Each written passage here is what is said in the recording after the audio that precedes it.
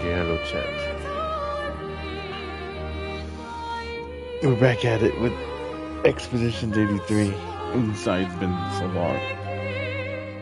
But we'll see if we can beat this guy today. I think I remember last stream we were stuck on that boss the entire stream because I couldn't fucking, it's that second phase that always gets me.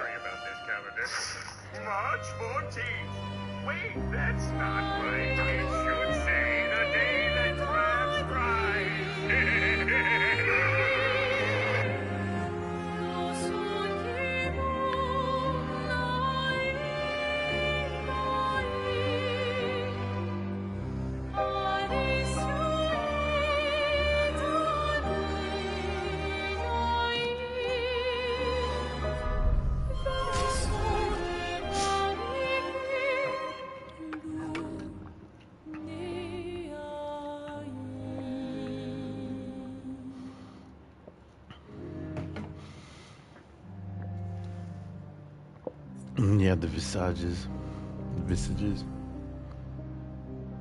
Whatever. February 15th. Jeez. And it's March for it took whoops, my guys. My bad, guys. It took a whole month to come back to the gym. I stream on Twitch, by the way, so if you want to know what I'm doing all the time, I stream on there mainly. Although, I think I streamed on here last night. Well, not last night, but the night before, because I was playing Farming Sim.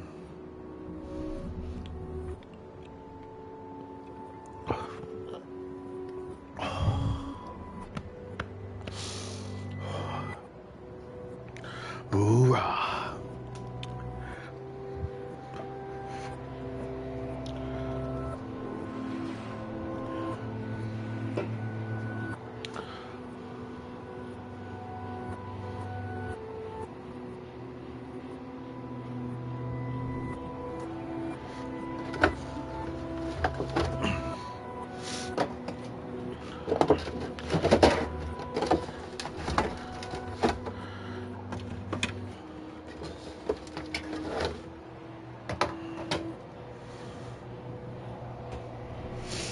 Hold on, I grabbed a Pepsi, cherry Pepsi.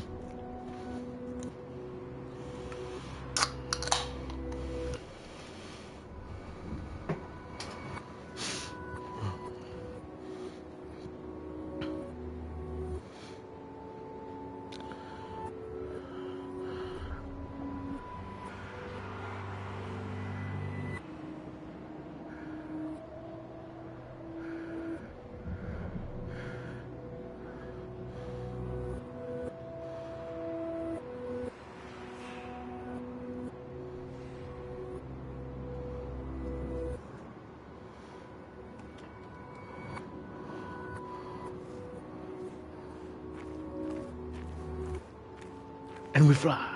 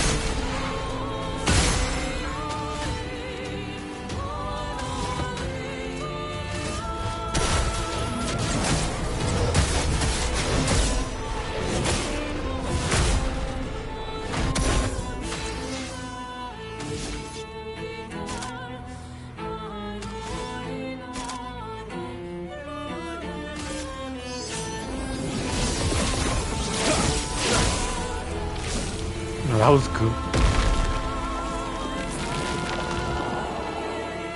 Not impressed.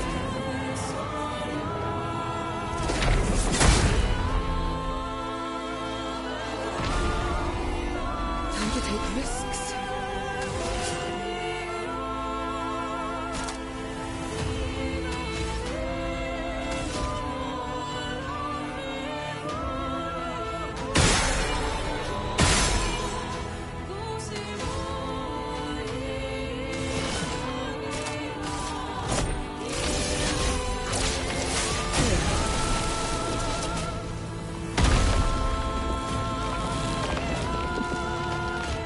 Bring it on.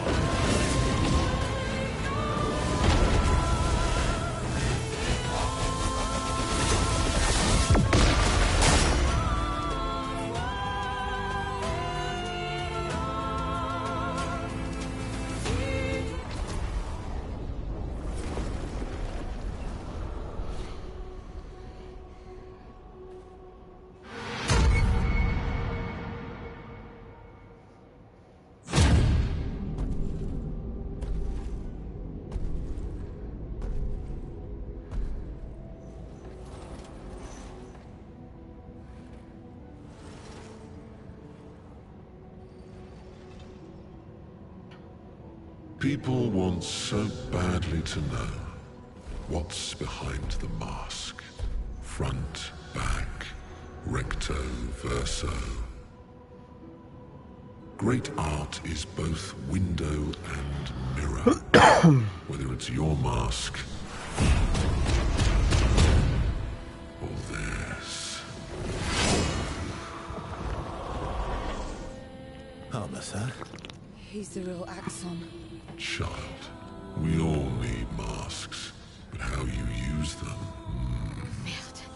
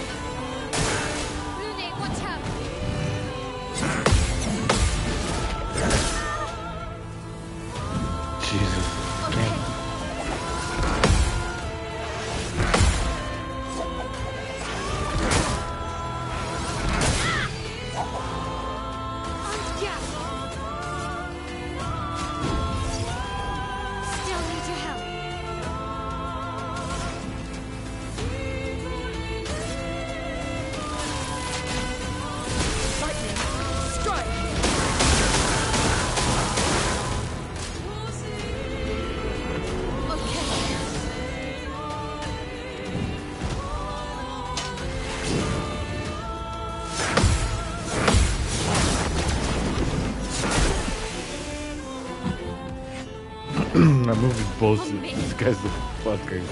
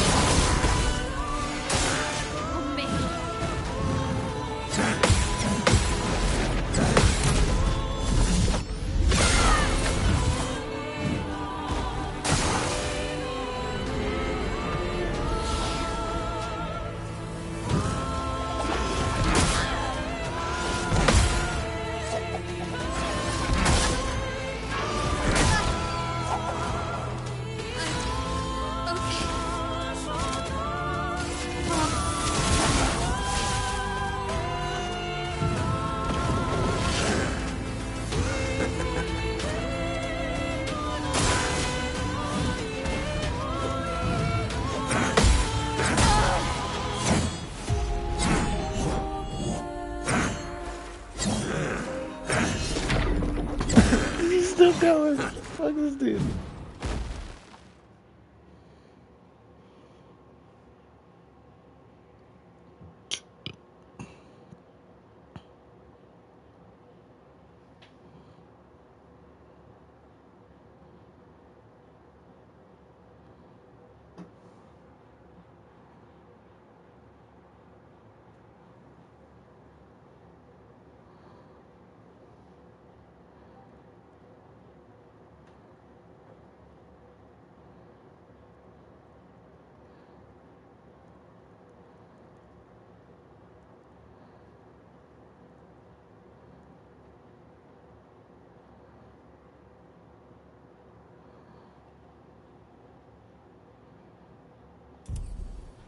Okay, so I guess what I want to try and do, there's a mask I'm missing, and it's giving me that damn exhaust. Can I even go back?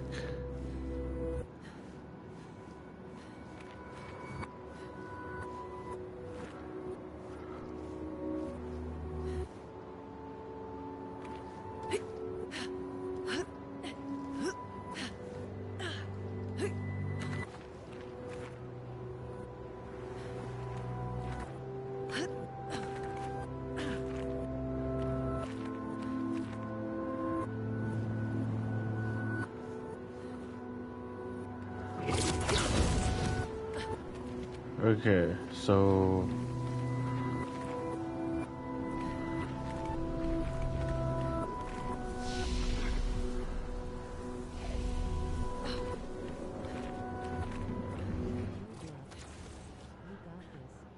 Thank you, thank you.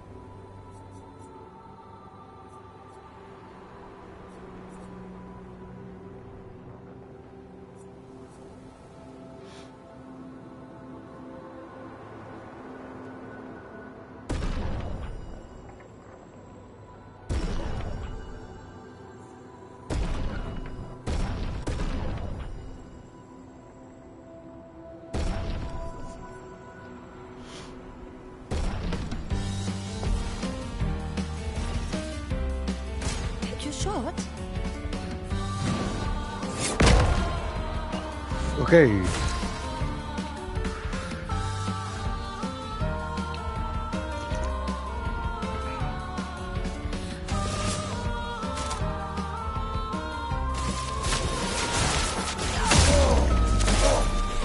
Take your shot?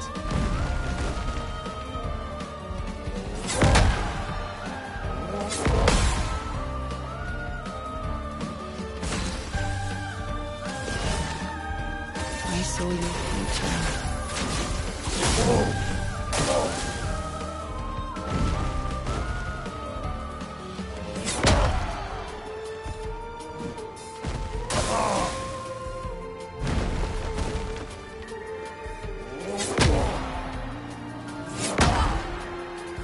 So bad.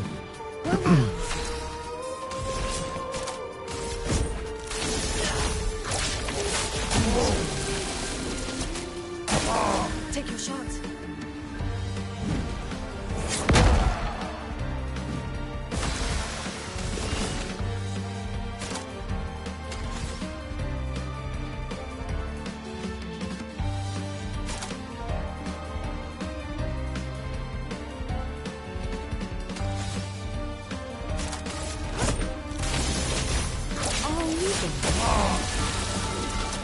I'm waiting.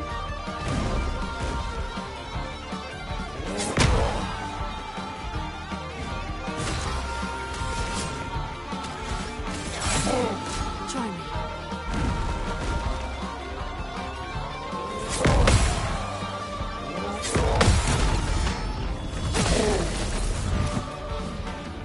I'm waiting.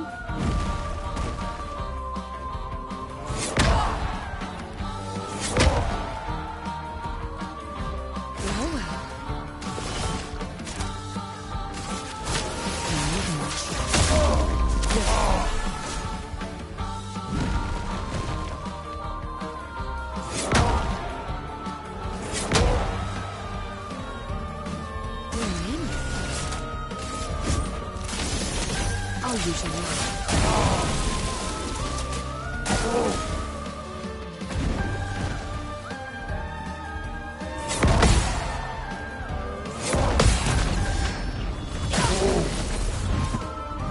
Well, well.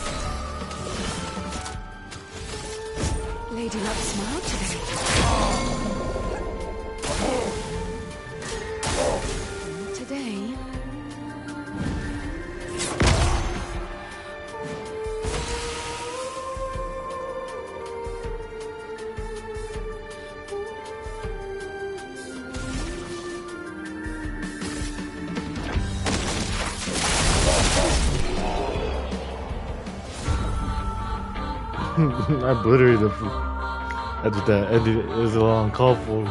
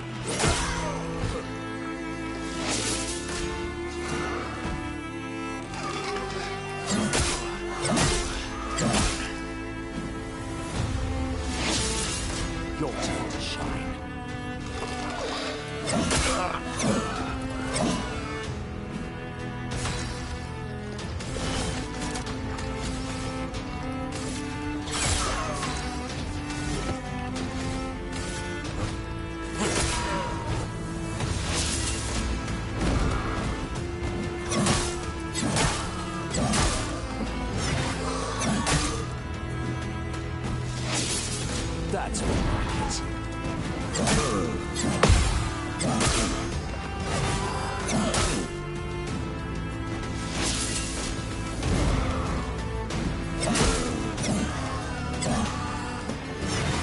He's in there.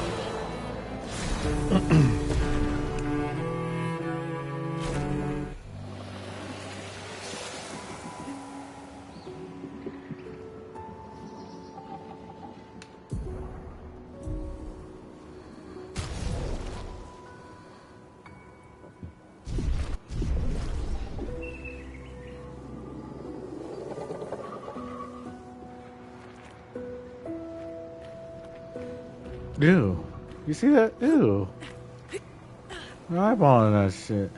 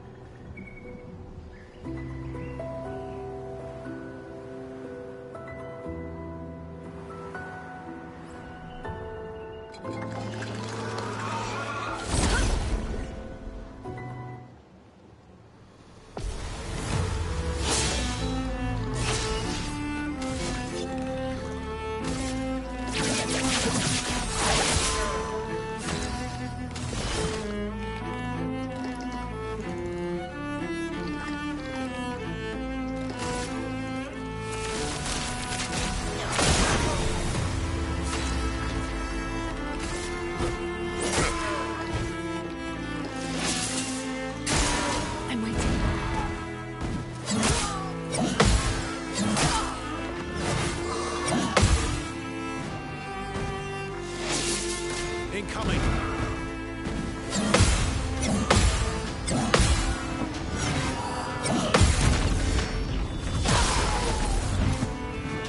Let's carve a path.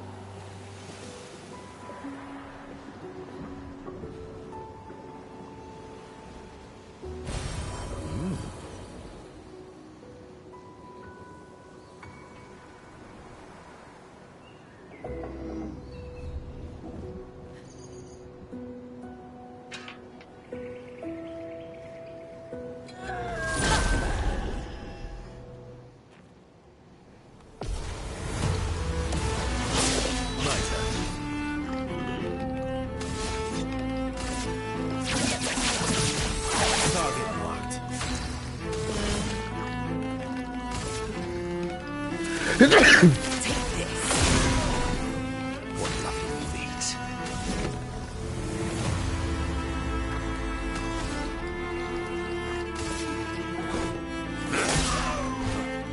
Take your shot.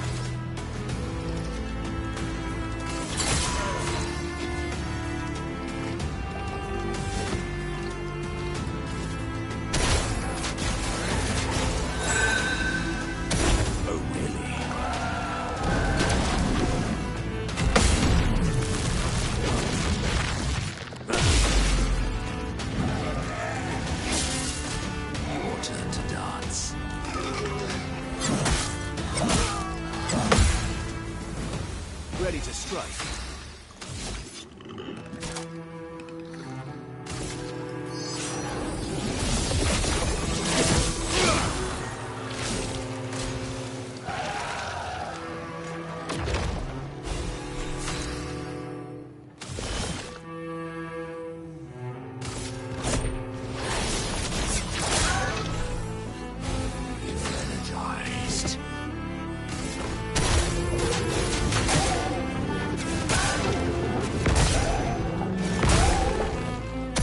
Let's carve a path. End this night.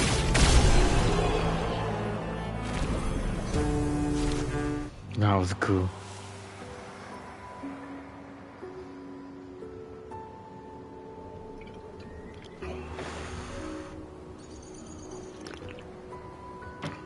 Okay.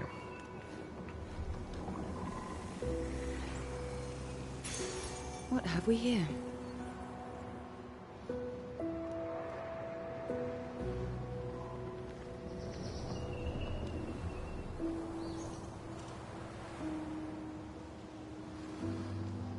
Okay, so this area is done.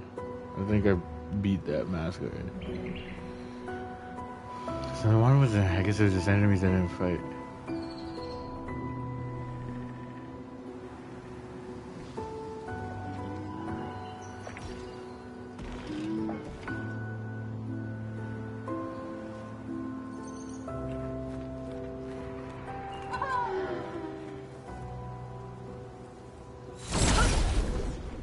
Oh god, what the fuck?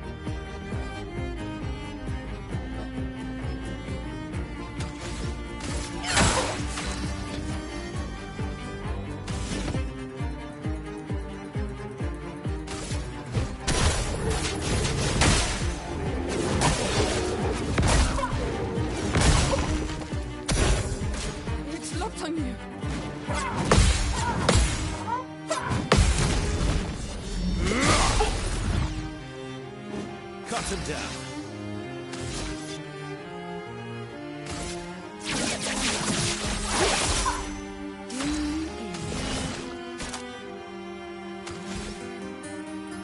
Take this.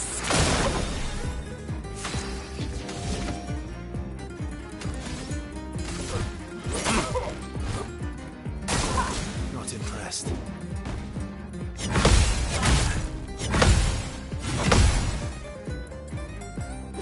You're outmatched.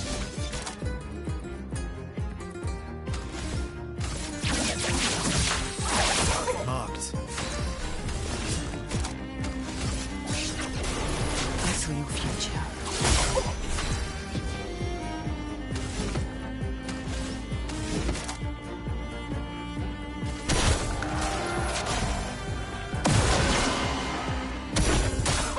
Eyes up, Verso.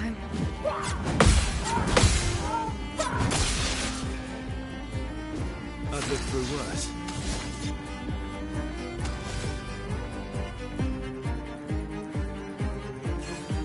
Well, well. Watch out.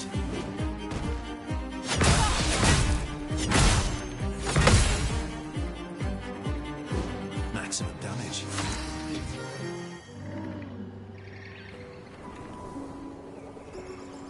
Okay, I'm not that powerful. I just want to find that mask.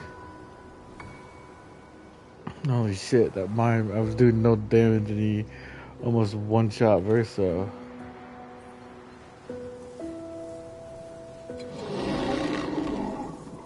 hell's that? What the hell's that? What the hell's that? What the hell's that?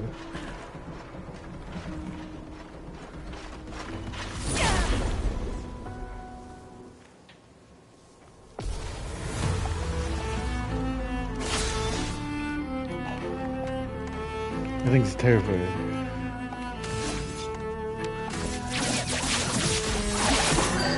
Time to take risks.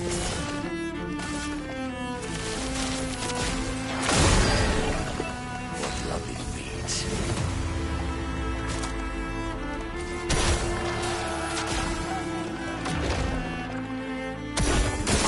Oh well.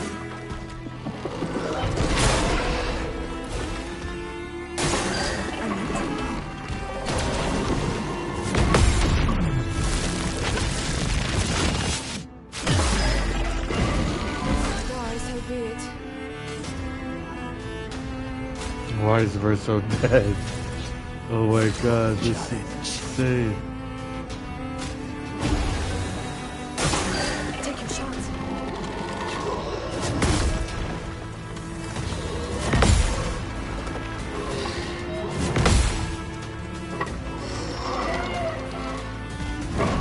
Let's carve a path.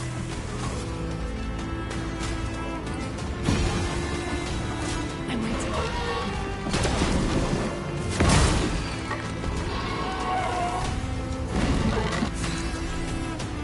Or never.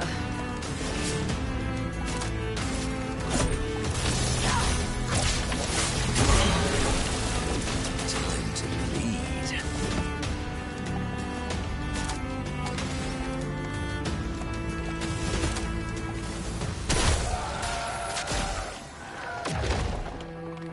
You're outmatched.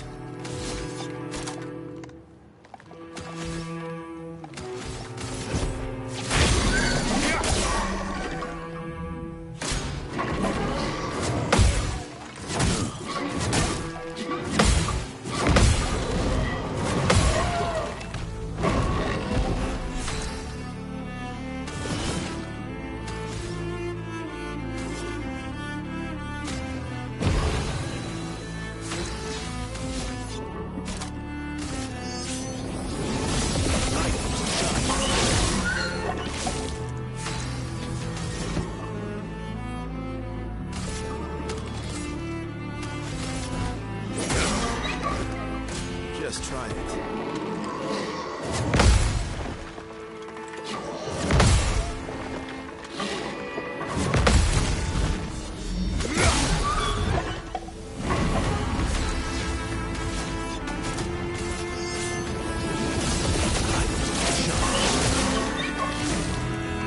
Look out!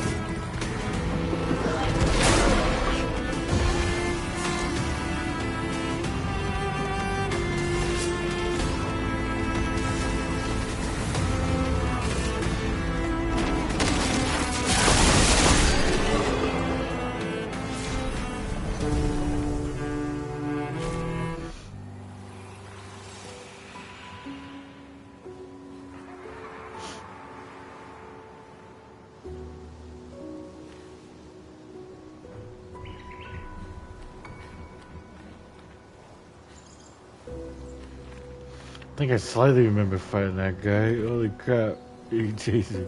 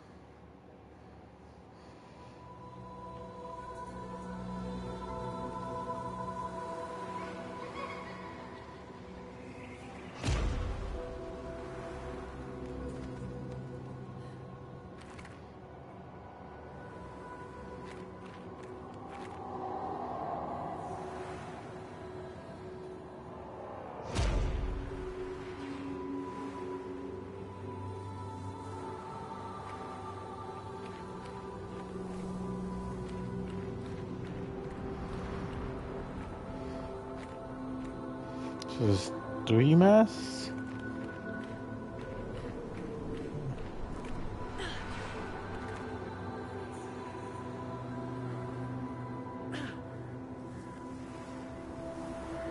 fuck it.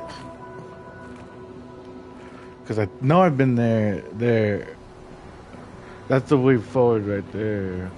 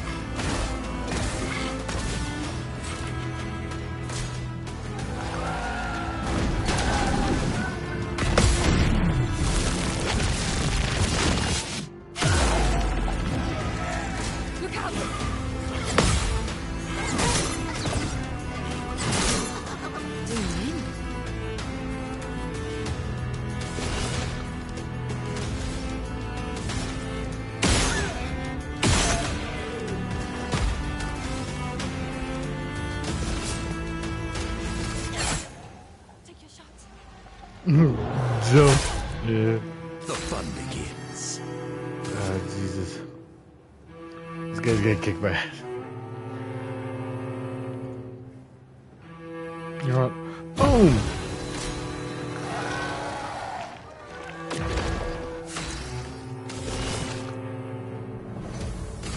I've seen you.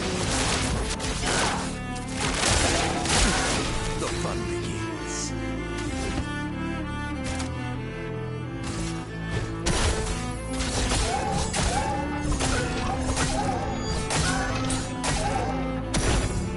Take your shot.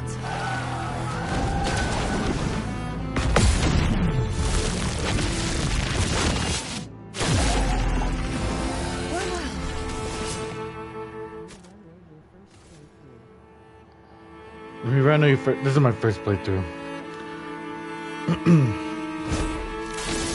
I do want to do a rerun and just use Sael. I think that would be pretty dope.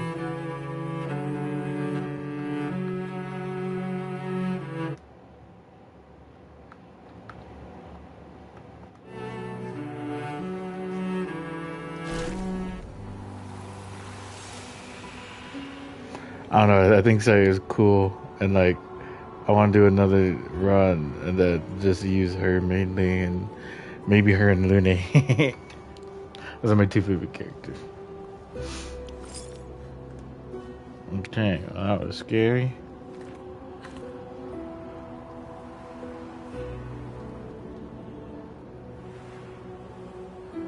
See, we beat this mask too, it looks like.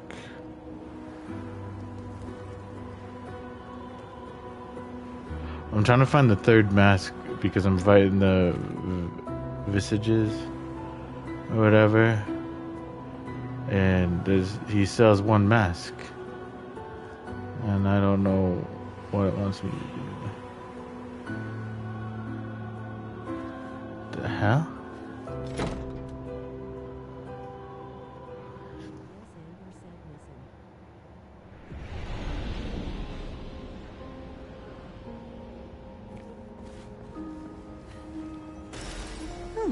Lovely. Hey, that's my first record. Oh, the toy trains. I like it.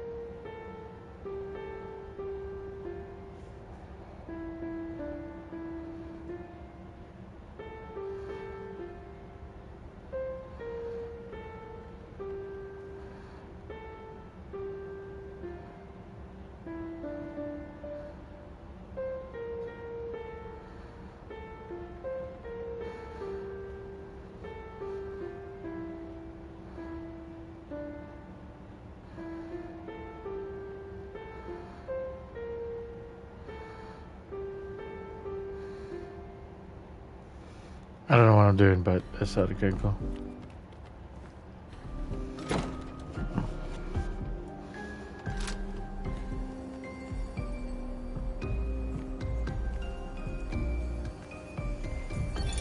Art can be a window, and art can be a mirror.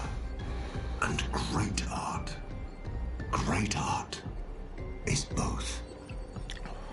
Son, you'll never be a true artist if there's always a mask between you and the viewer, especially when the viewer is you.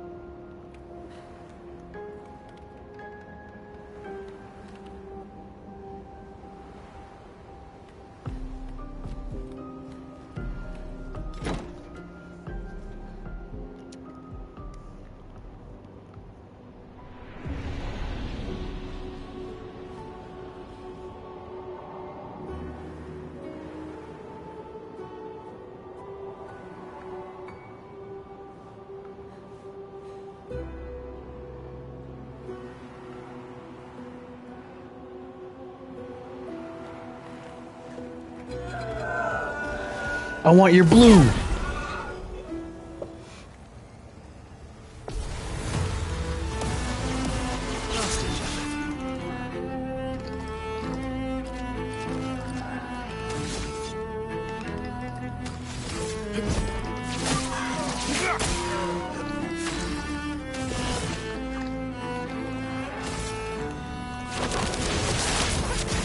I see you.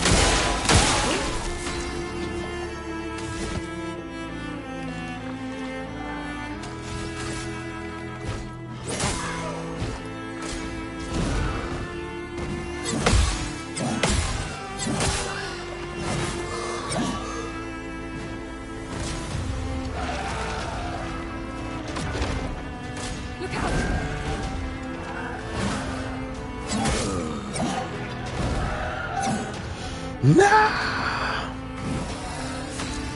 We're gonna have to kill them, so yeah.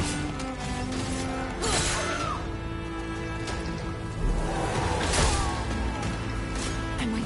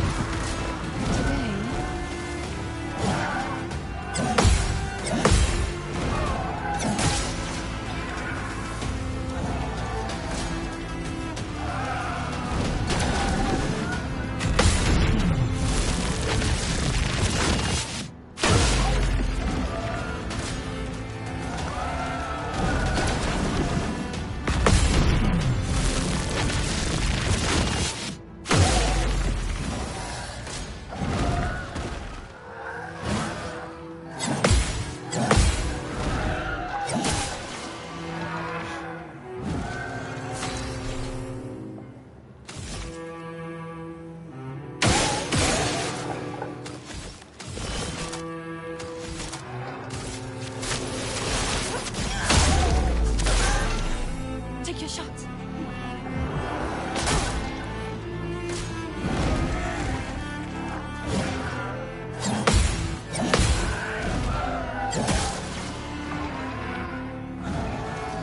Take your shot.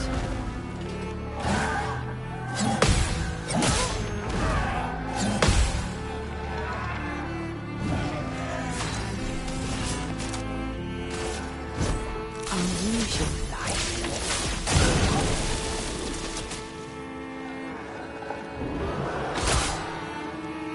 Take your shot.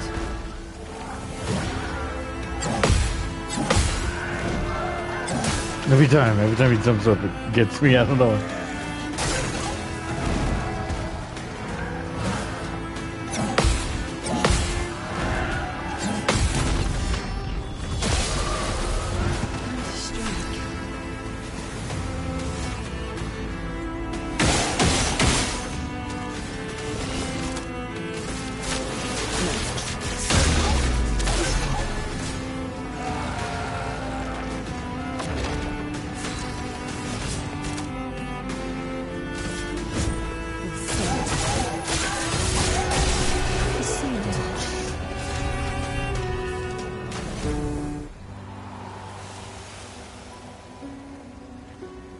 And just like that, we get their blue. Good stuff. Ooh, upon. Ooh. Okay. So. My first team with fighting the Visages is Jael, Monaco, and Verso. And then Lune and Mael come in for the second phase. So I might give it to one of them.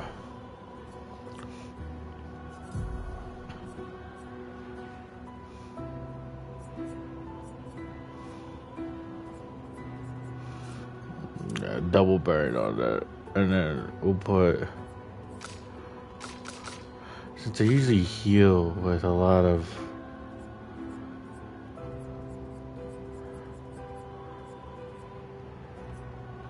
Tints.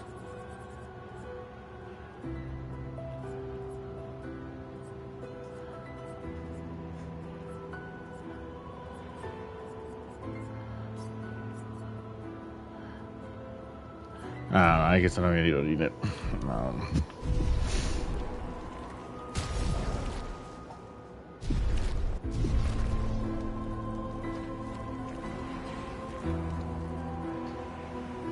Alright.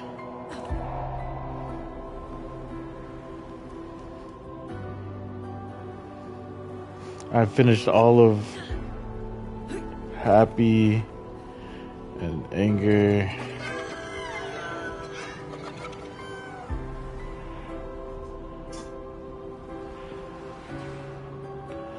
So I guess there's only one more pathway I haven't done.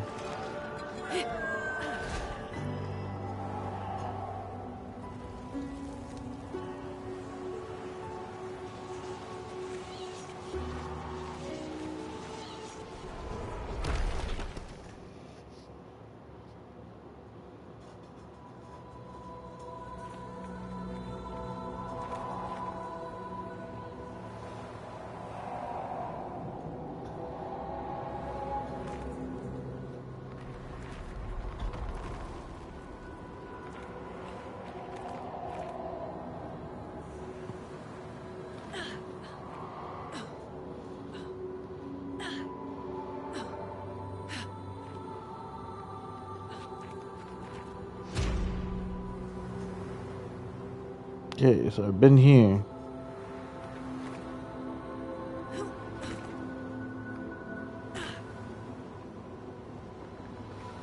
Been there.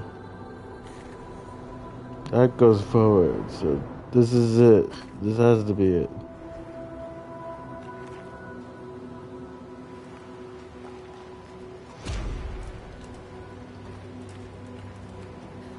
Sadness.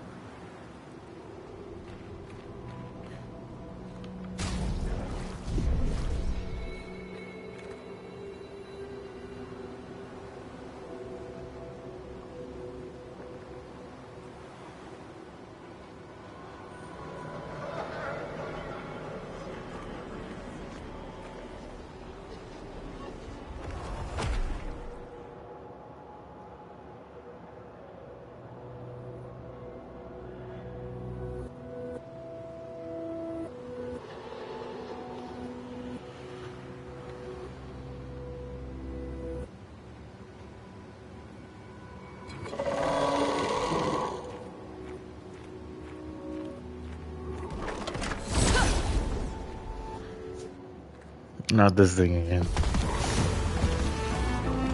You're outmatched.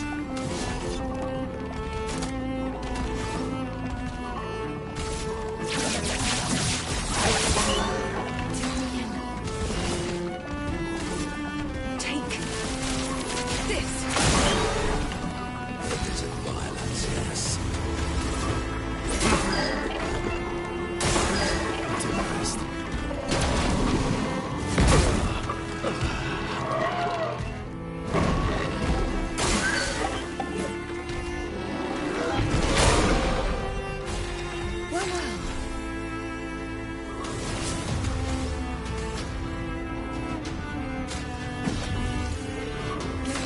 Up.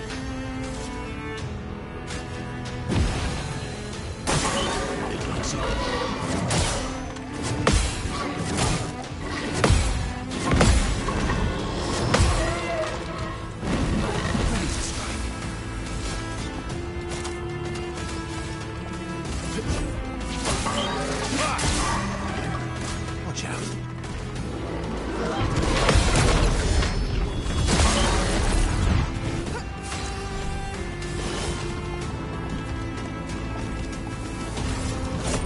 you like smart? Violence.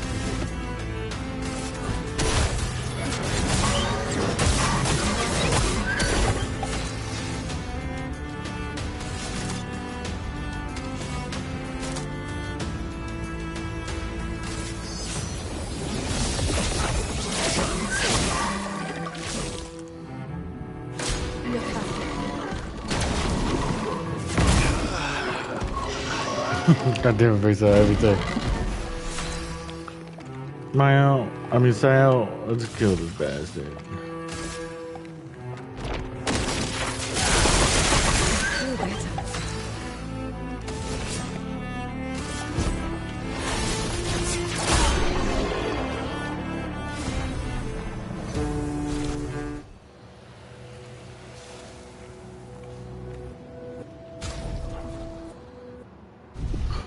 Okay, face out.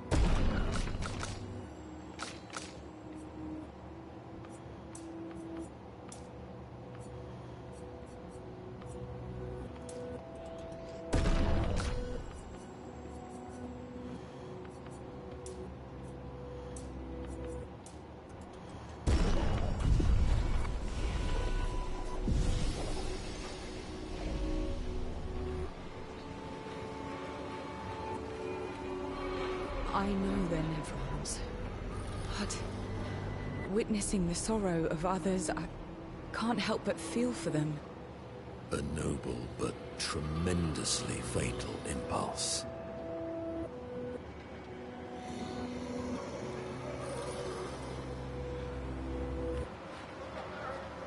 Here we go, bastard.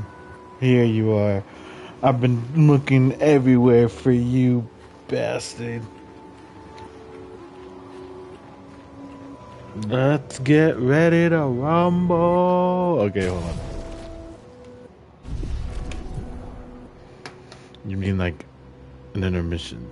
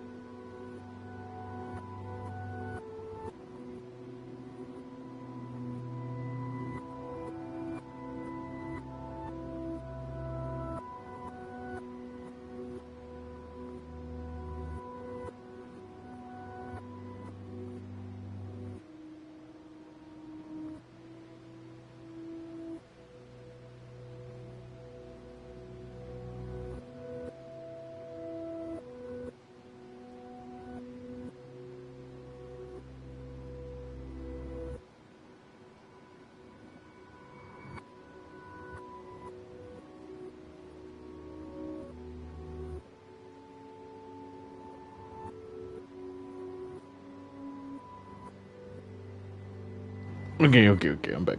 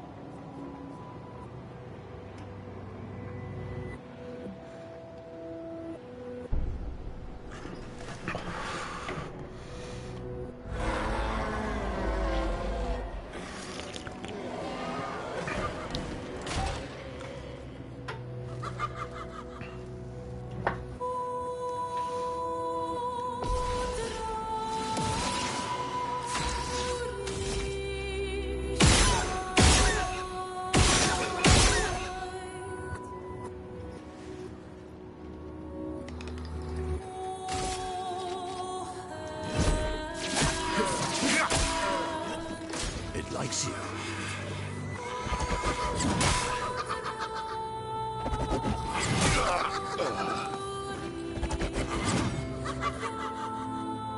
Try me.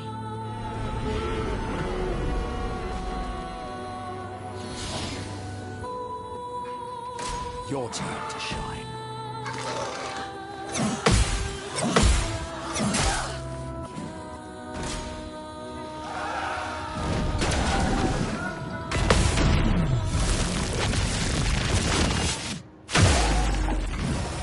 Ready.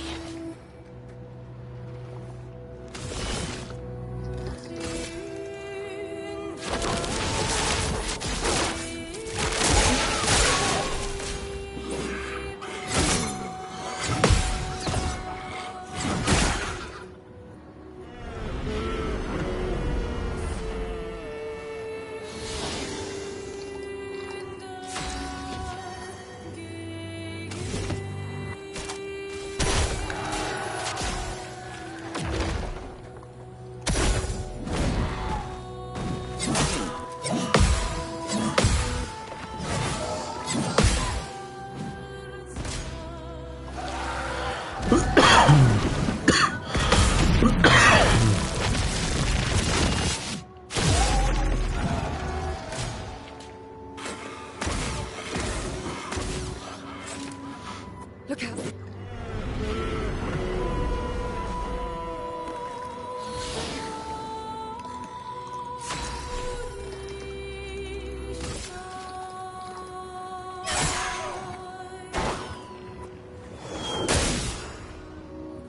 Your turn to shine.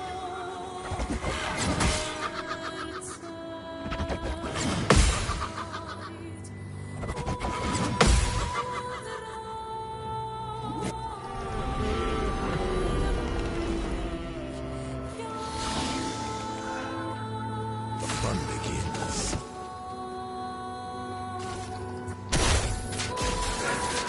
Finished.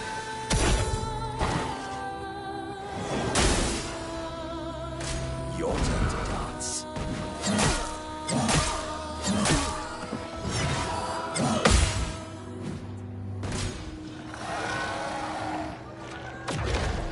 Your turn to dance.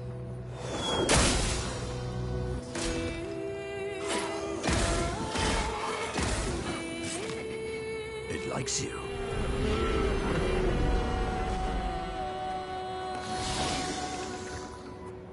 Well, well.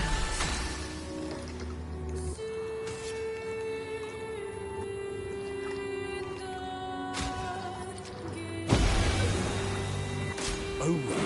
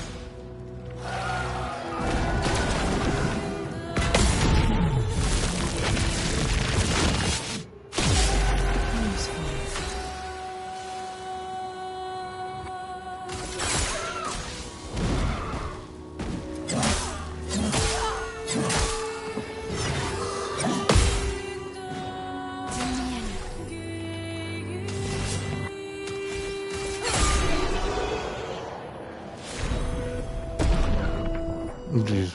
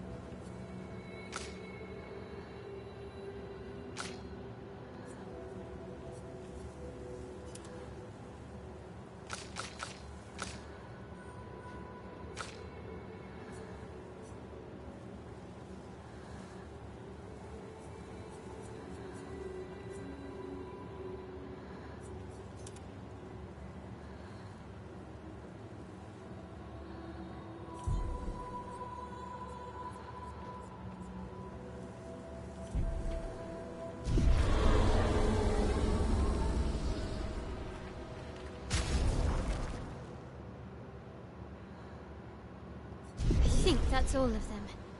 We should be able to fight the Axon properly now.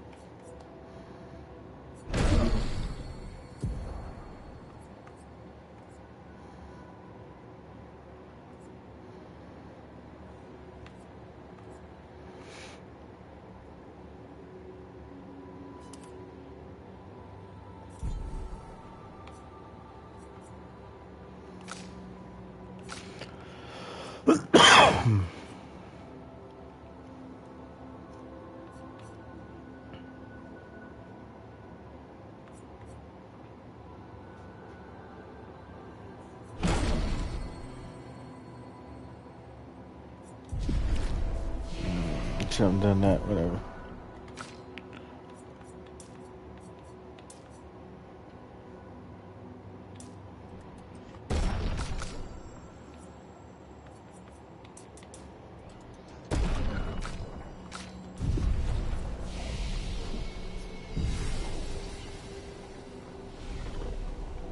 Let's answer this thing's invitation.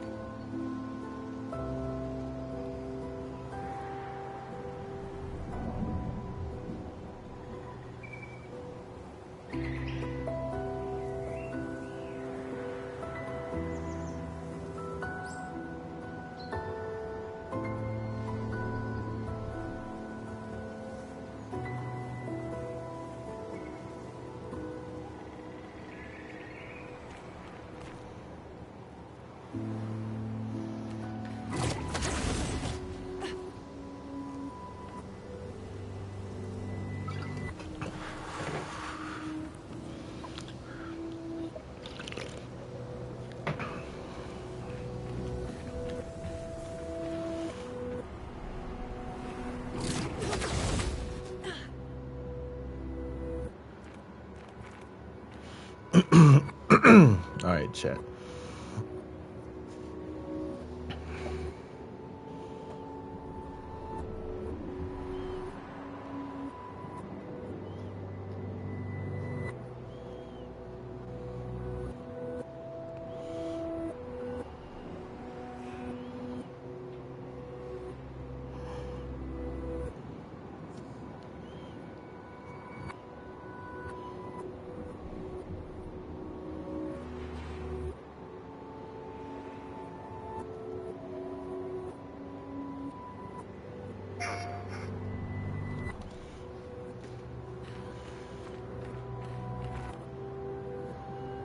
This is it. You won't. The second phase won't have his damn mask.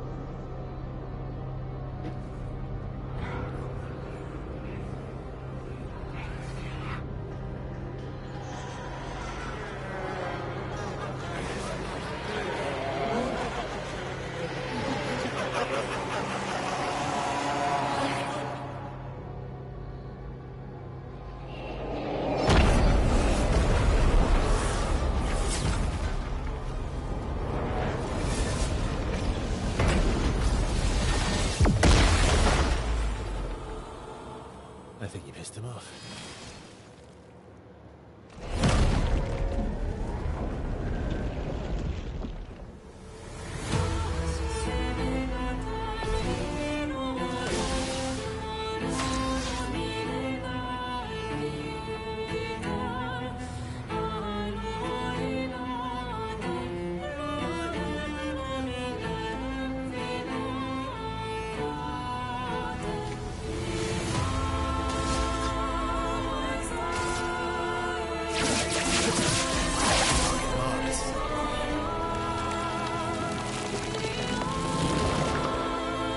Just try it.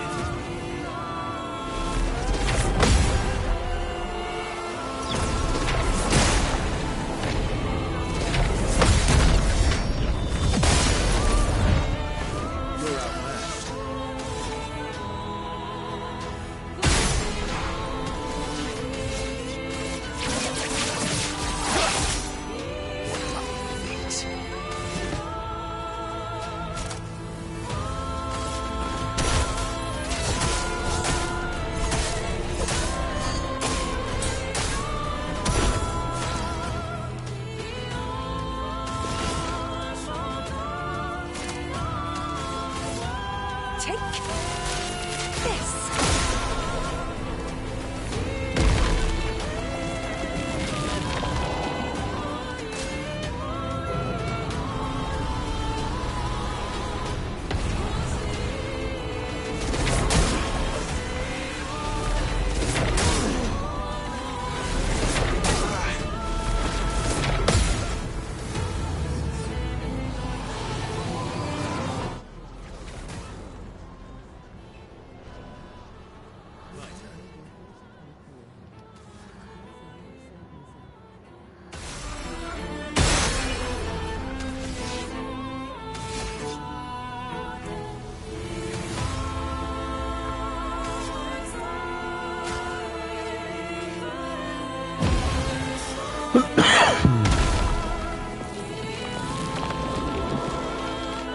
Eyes up, Verso.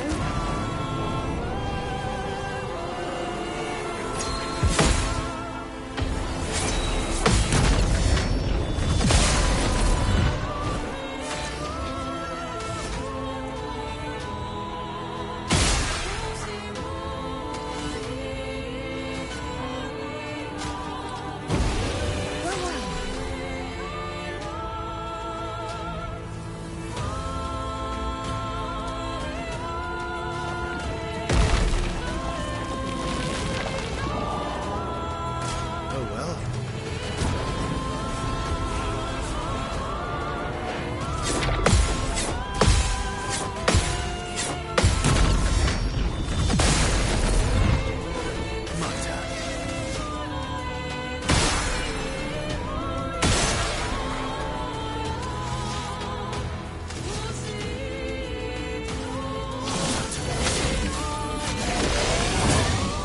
favorite cards.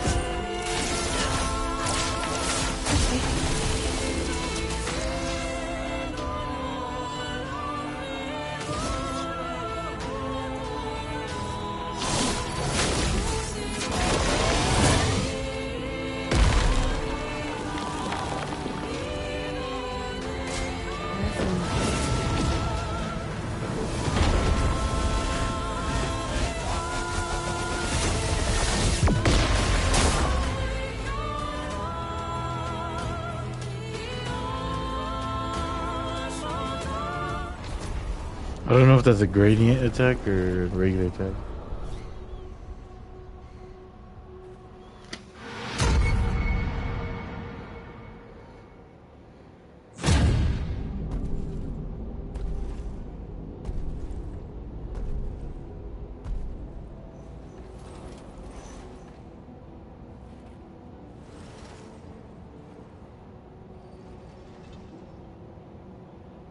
People want so badly to know what's behind the mask. Front, back, recto, verso. Great art is both window and mirror. Whether it's your mask or theirs. Harmless, huh? He's the real Axon. Child, we all need masks, but how you use them. Merde.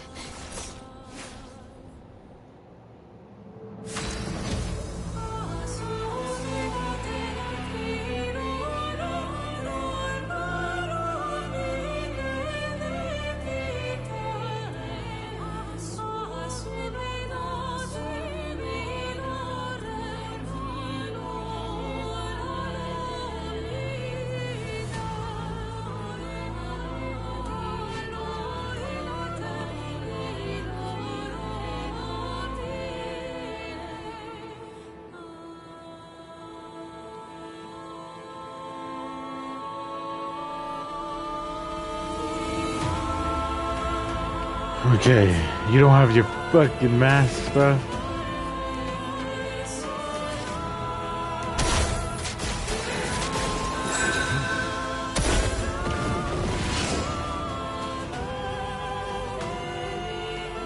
Coming.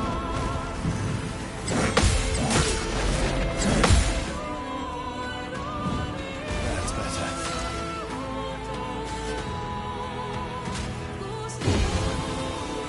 I die. So be it.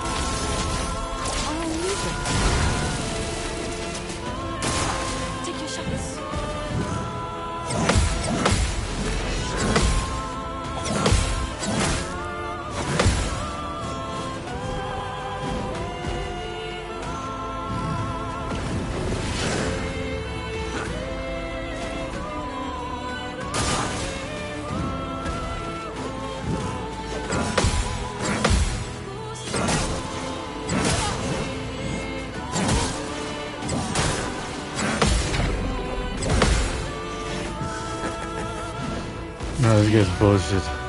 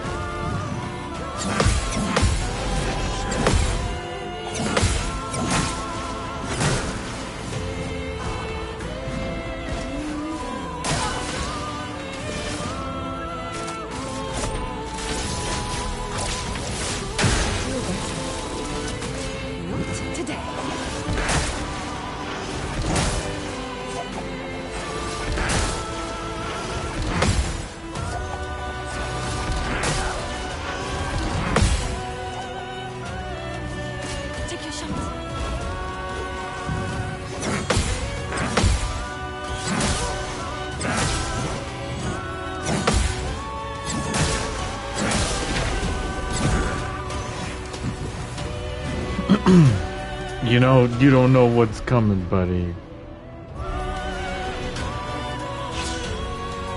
Danger!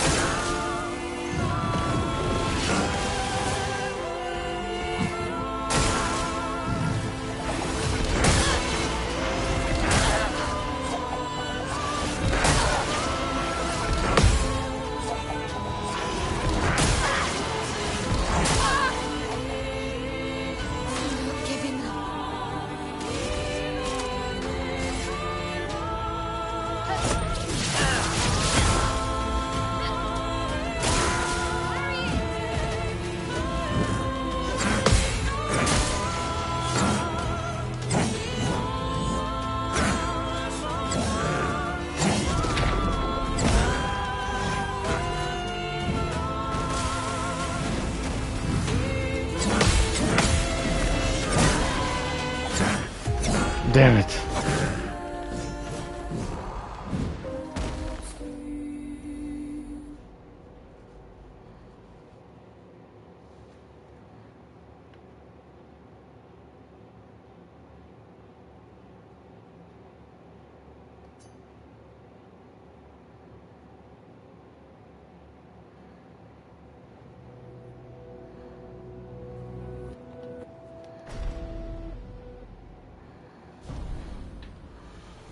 God damn it, dude.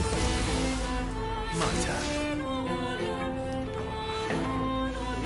Although that's the closest I've been.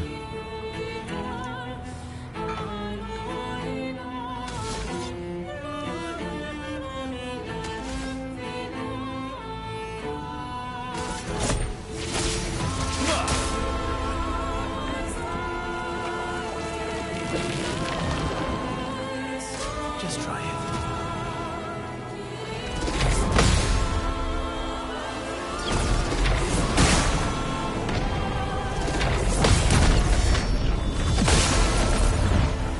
Let's carve a path.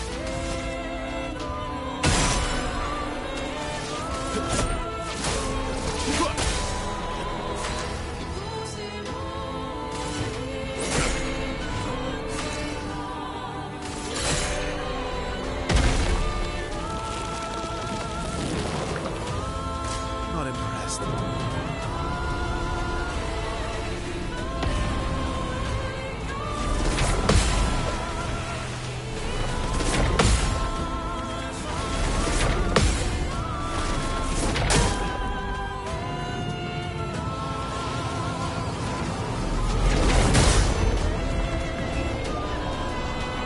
Ready to strike.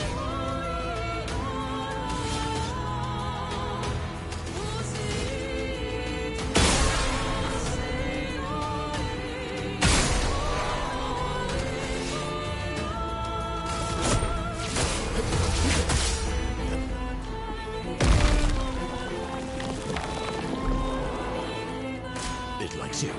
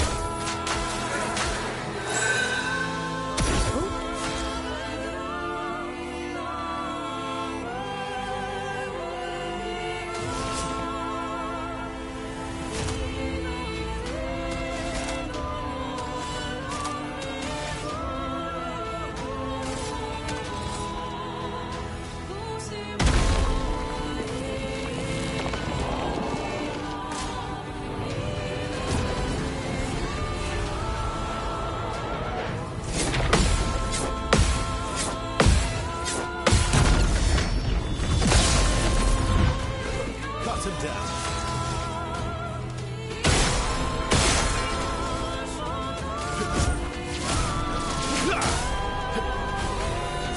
Energized.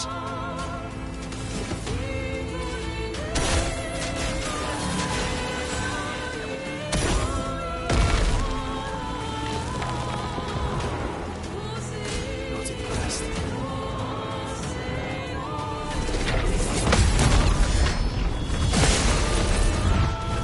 Let's gamble.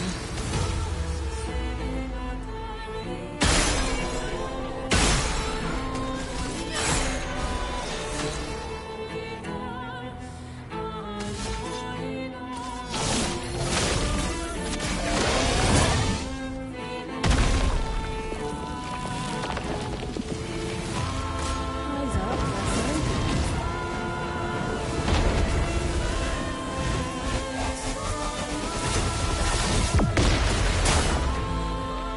Every time.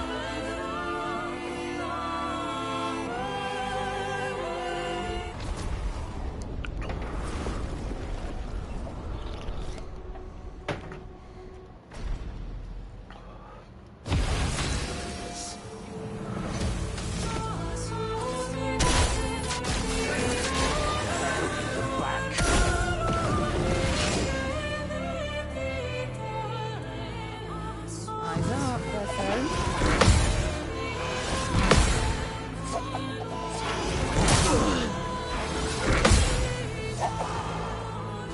to end this.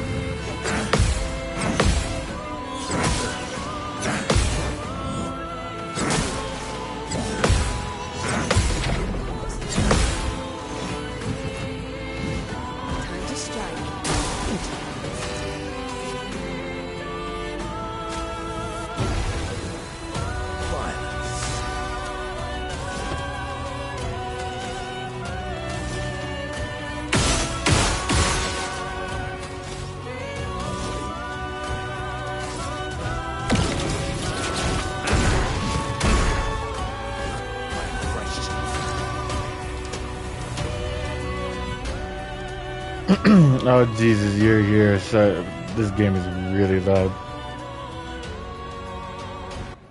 What? You're on your phone? That's why you're cutting out bad?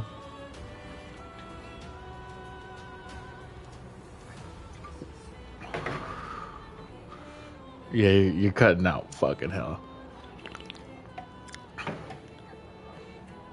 I heard that for some fucking reason.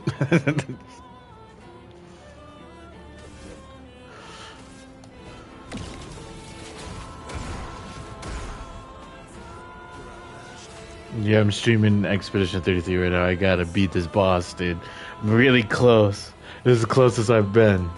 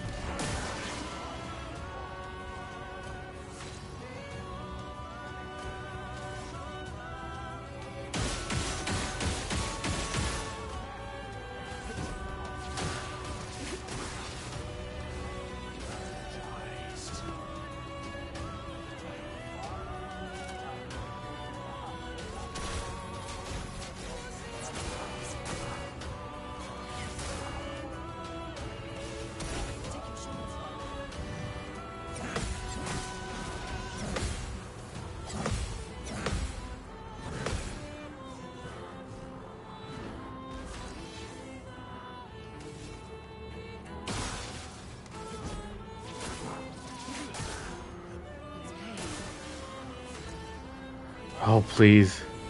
Please. Oh, shit. Fucking Syrian Bond, dude. No! How do you get shield? How do you get shield, you bastard? Oh, shit. Oh, shit. No! Fuck yeah!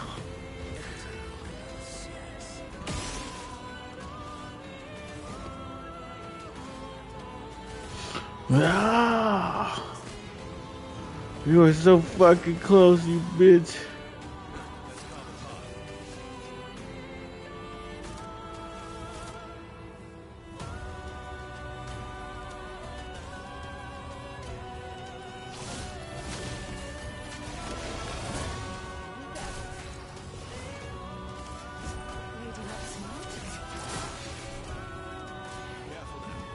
Did it pay attention to his health bar?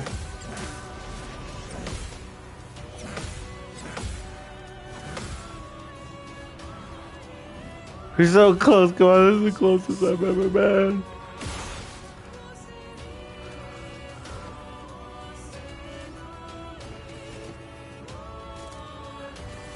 Let's kill him, Monaco! Yeah! Dude, no! Okay, so you have not known how long I've been. If you look at the last live stream, that entire live stream was this motherfucking boss, and I fucking beat him! Fuck yeah! I thought if I was gonna lose again, I was gonna start equipping everyone's darkness weapon, indoor fire weapon, because he's weak against darkness and fire. Holy shit! Yeah! I like that. Finally. Jesus, now we can move on.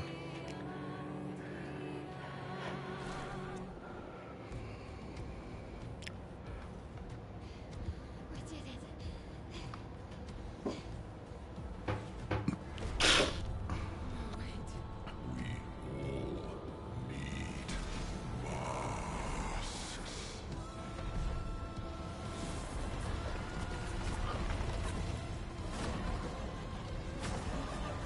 Oh no. Trying to put a mask on him, but it's not working.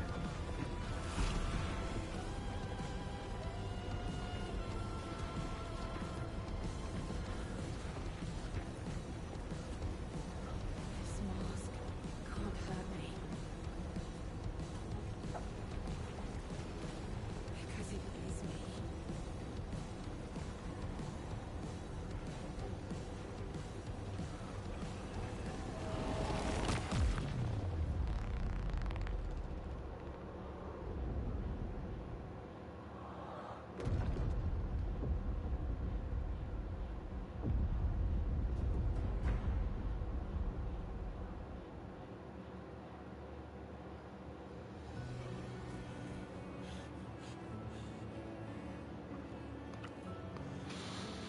Okay. What happened? Axon down. Let's bring this to the curator.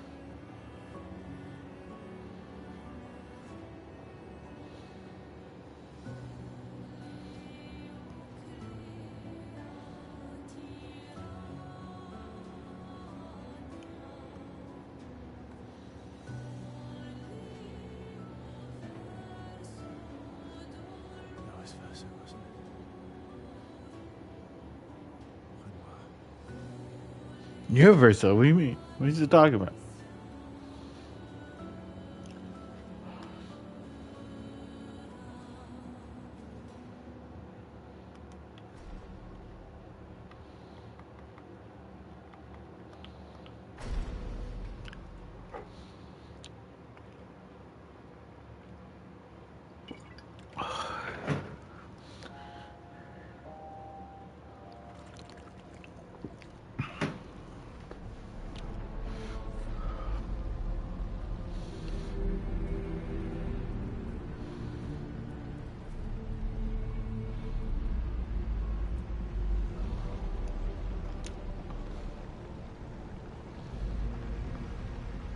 Me? You want me to give it to you? Why?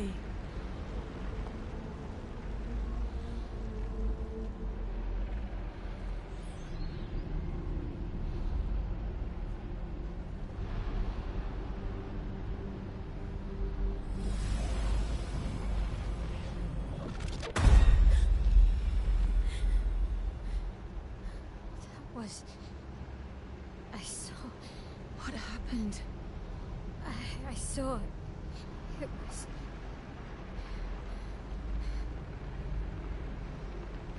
Renoir.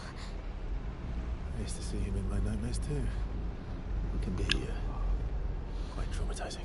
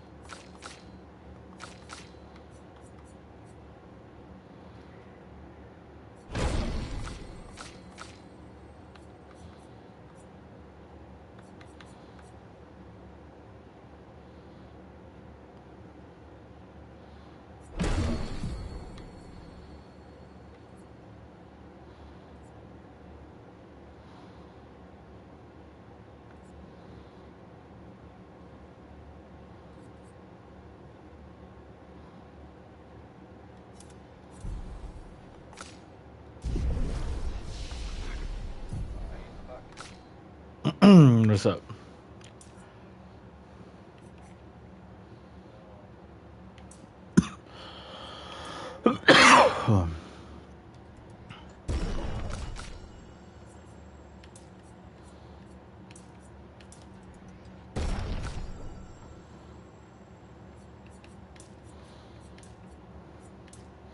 You see that chat? I didn't even have to bring in my secondary crew. Getting rid of that mask was definitely the right move. Fuck, dude. That took so much time. Been doing this for 2 hours.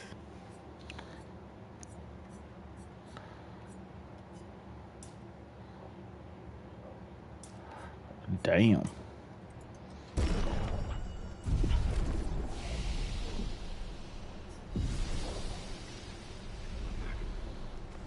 Yeah.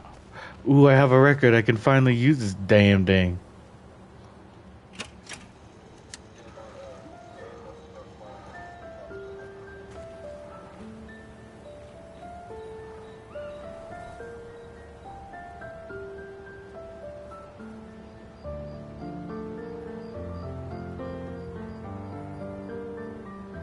I like this. I'm listening to a record right now on a gramophone.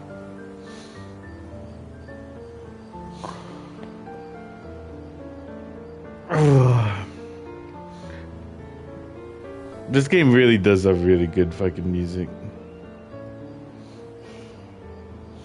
The boss music is just, I never really paid attention too much of it, like in games really, other than, you know, like Elden Ring, Nier, Night Rain. But this game, it's every fight. Like in those games, like this, it's either really special areas or like big bosses and shit that have like unique music and shit. But no, in Expedition, it's every fight. Every fight has a different. It's all cool, man. Fucking, I was fighting a mime, and it was just fucking jazzy French music, dude. It was insane. It was pretty cool. He kicked my ass, and I had to flee from that fight because every hit I was doing 30 damage, and then he hit me. I missed one parry one time, and he hit me for over 300 and almost killed me. Yep. A goddamn mime at that. Imagine a mime, but like, you know how like the imaginary like objects and shit, imagine they're real. Like he's projecting them like as a transparent tool. Like he legit can build up a wall and you have to smash through that invisible wall until you can do actual any real damage to him.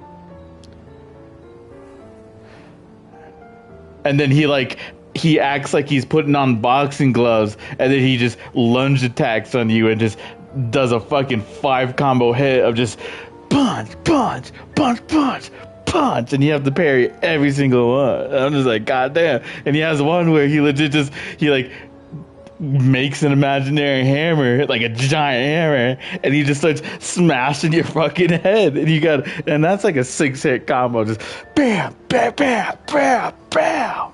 Just, you gotta parry every single one. And my hits were doing 30 damage. And Forrest, let me tell you, I was hitting every single parry up until I think it was the hammer move. I missed one parry. I only missed one, and he just almost one-shot my character, like in one hit. No, that's why I fled. That's why I'm like, I'm fleeing. Fuck this shit. I can't fight this guy. That's 2 mimes now. Because there's one in the beginning of the game that because there's a lot of secrets and shit, you know, you like in the map that you can go around and find. And those are the secret fights. Like, that's like the second mime I ran into that I couldn't beat because I'm just severely underleveled. And then I like think about it like, oh yeah, I'll level up and go back to it. And I just never go back to it.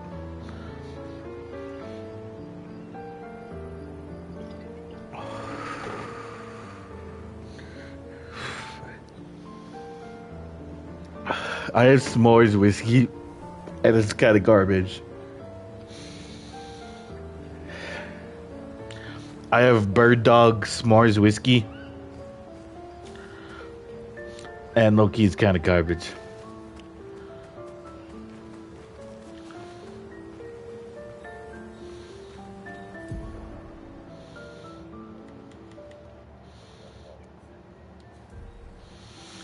I bet it's at Nick's. Dude, they have a bunch of rant. Like, I never really fully looked at their shit. It's like, they get shit from everywhere. That bitch. Until you know they're foreign.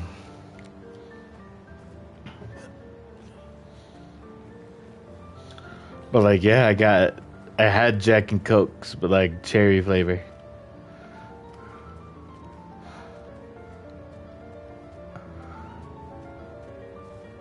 Dude, this fucking piano's going off. Holy fuck.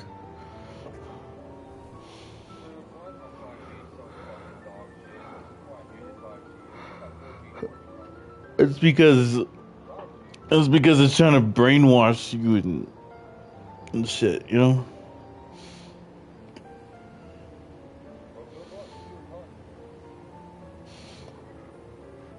Yeah, I think they just kill those people off. Just...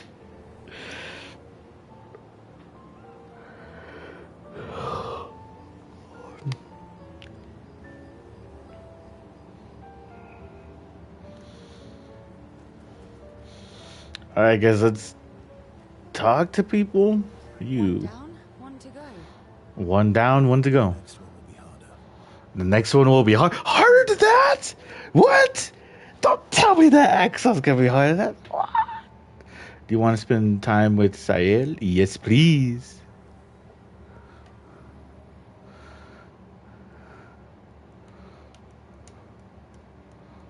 You seem less stressed than the others.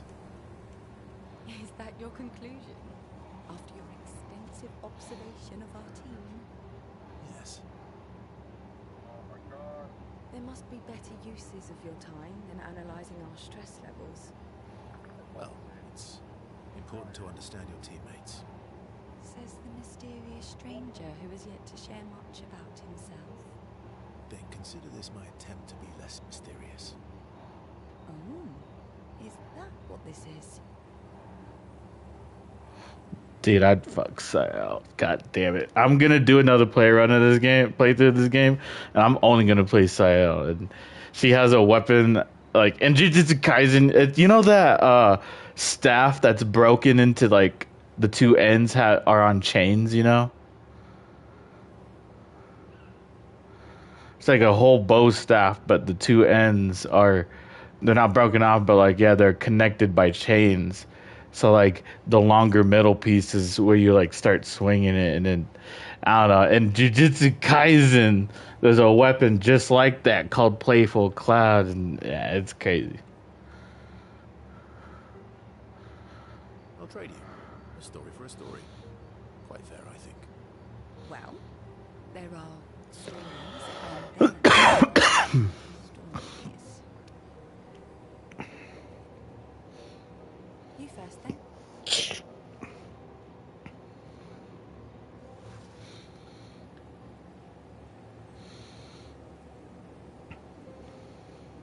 Something unusual then? Strange wonders and mysteries? A bit impersonal, Not really how you get to know each other. I don't think that's worthy of a trade. No. Tell me something dark and melancholy and personal. You can look up all the patents for that logo for us. It's not, there wasn't. Story for a story, right? Look up all the actual certified trademarks, man.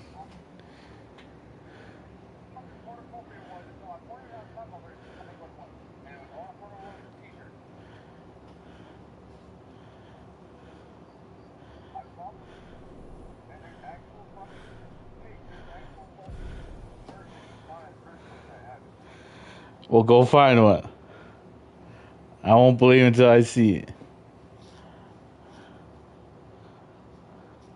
We passed through a different time, like a different, not timeline necessarily, but like universal parallels where like we shifted into the other one just smoothly, where the other one is just slightly different from the ones that we are already in, you know?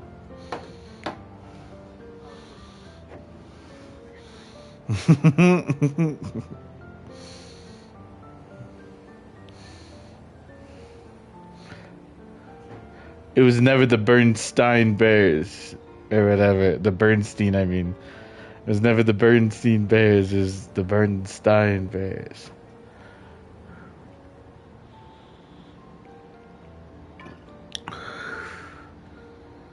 There's a couple other ones that I forget now, but there's other ones I'm just like, I swore. Like, that's not true, man.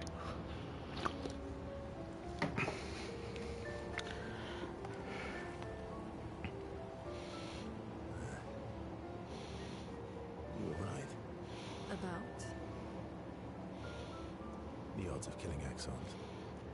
Close, but not zero. Not zero.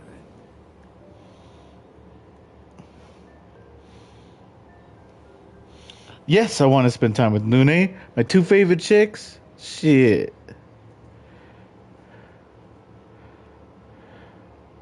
Oh, she intercepts me. Not a lot of options out here, in case you hadn't noticed. What about the previous expeditioners? Did you help them too? Yet they still failed. That's a terrible way to ask questions.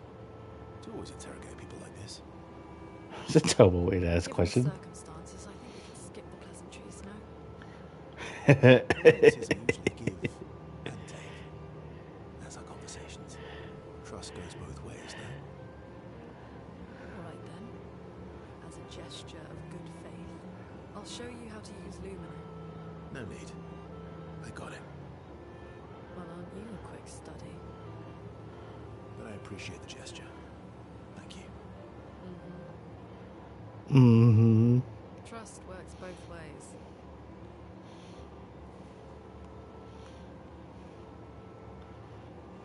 Alright, as a gesture of good faith. As a gesture of good faith, I'll answer 3 questions. Choose wisely. Only 3. Someone's a bit greedy. Someone's a bit greedy. 3 follow-ups. 3 questions and 3 follow-ups. Damn, Lune. I think it's reasonable, man. Okay, Lune's got Versa remains evasive, which pisses Lune off, but also triggers her insatiable sense of curiosity. I like how they say pisses them off. Lune is reluctantly whatever. But that's funny that they actually like had that. That just it pissed her off. That's the first curse word I think I've seen.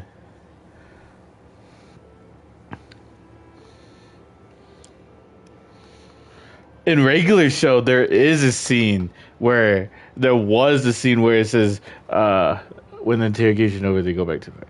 Okay, there is a scene in regular show where like Mordecai's like gets mad at Rigby, and he's just like, he just holds up his hand and he's like, no, don't do it, it's too late. No, it's not too late, they're already in motion. Well, take it out of motion. you pissed me off. But the Hulu release, like now it says ticked. Now if you watch it, it says ticked me off. But I know it was pissed me off at first, and it was funny as shit. Just, you pissed me off.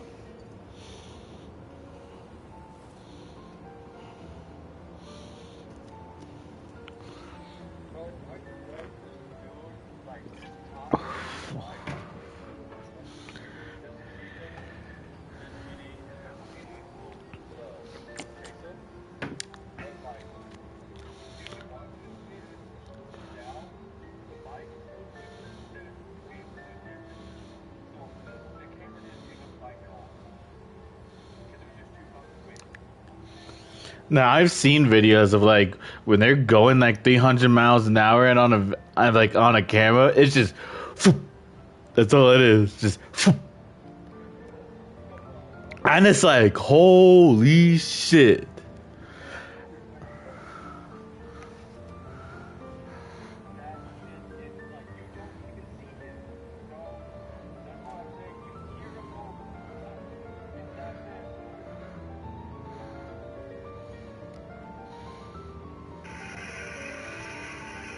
Yep, like 300 miles an hour, just like I said. Just, like, it's fucking... Like, yeah, you don't see it.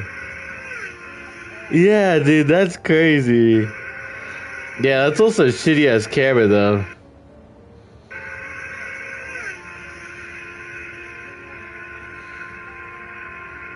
"2018 had better cameras than that shit. Come on, man.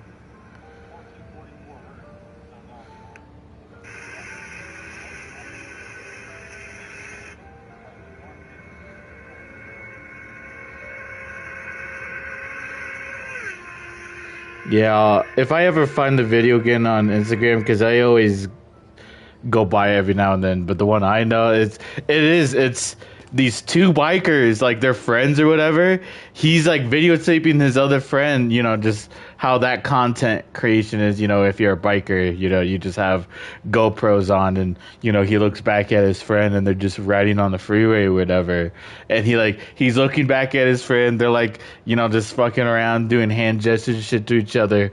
And then all you hear is just a and the both of the friends, they looked at each other just like, what the fuck was that? What? And they started freaking out. And then they paused it. He was only in for one frame, and he was in the whole like the lens, what the camera was like captured. He was in that whole entire thing, but it was only for one frame. But the only reason why you can see him is because of his taillight, because it was at night. So like legit, you saw just like the red just stream. So they were able to capture that millisecond of a frame where like you barely saw him, but legit, it was just like that. Like he was almost stretched across like the whole entire thing because he was going so fast. But they were able to capture his taillight and shit. Scary. That shit's scary, man. Like, holy fuck. Why you go with that? And that guy was on a freeway. And that guy was on the road, too. There was other cars there.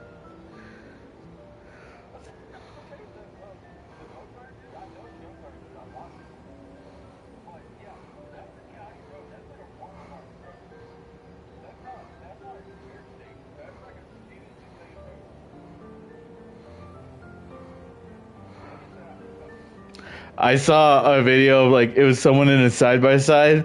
They were going around 60 miles an hour on like a little ass like trailed path, and they were going pretty fucking fast. But then like he hit a little ass bump, and like it took his rear end up, and he was in the air for maybe a second or two, not even, and it just took his rear end up high enough to when he landed back on the ground, the nose of the side by side just hit the dirt and he flipped that bitch.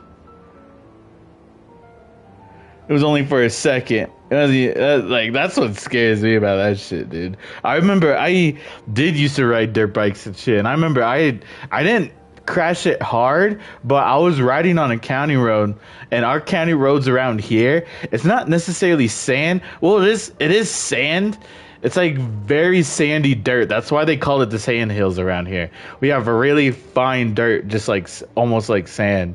And I was on the county road. I took this fucking turn, and like I was sticking to the side of the road because you know there's tractors or trucks that go down that road.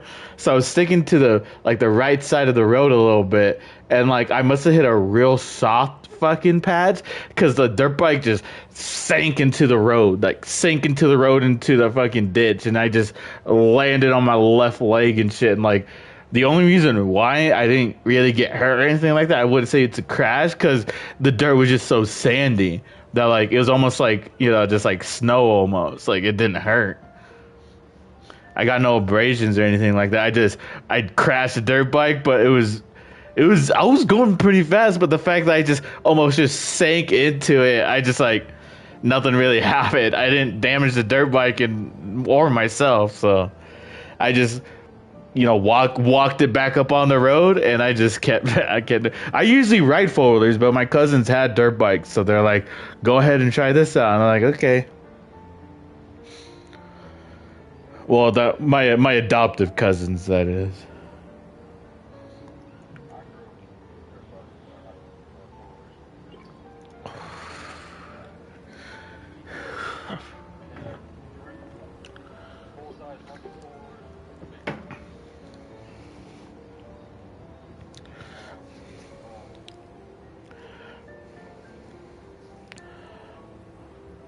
We had those, you know, those Honda Foremans. We had one of those. We had a Honda Foreman. You know that button shifting gears where it was a button like up arrows and down arrows, like the up arrow, down arrow. Yeah. It was that. That was like, it was pretty fan because it was the first version of that Honda Foreman that had that gear shifting, because usually it was different. But it was pretty fancy. It was pretty fancy, like, you know, in the middle of the handlebars that has that whole screen. Granted, it was scratched up to fucking all hell because it was our fencing four-wheeler, so you couldn't, if the sun hit it right, you couldn't see it just because it was so scratched up. But what my dad did though is he was sick of the, you know, the thumb throttles.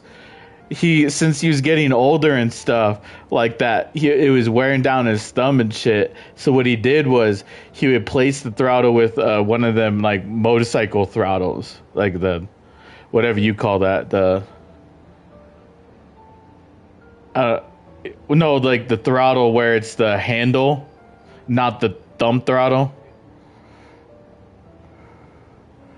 Yeah, that's what he did. He like just converted the thumb throttle into a hand throttle, and that shit was fucking awesome, dude. I love that four-wheeler.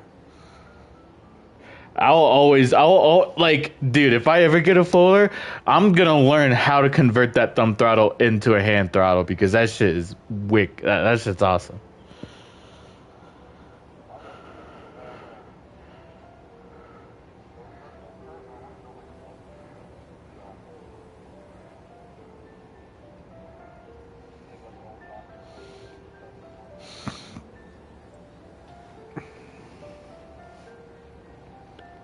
I am going up, not this, well, obviously not this weekend, but the next upcoming weekend, I'm going up to Rapid to help Levi move around, because he's moving back down to Hemmingford, because he's in Rapid right now.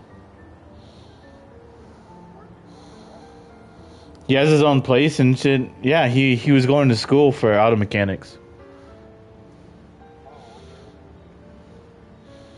Because no one will hire him because he's technically disabled, but like for the longest time he did get a settlement eventually, but after a while, or like the first little bit when he first got in his wreck, people were saying that he was walking around and he was running and shit, and he was legit like in the hospital bed, like broken and shit, like legit. He broke both of his legs, both of his arms and shit. Like, dude, his shit was shattered. the doctor and the surgeons even told Levi like he's probably never gonna walk and or drive again, and he's doing both.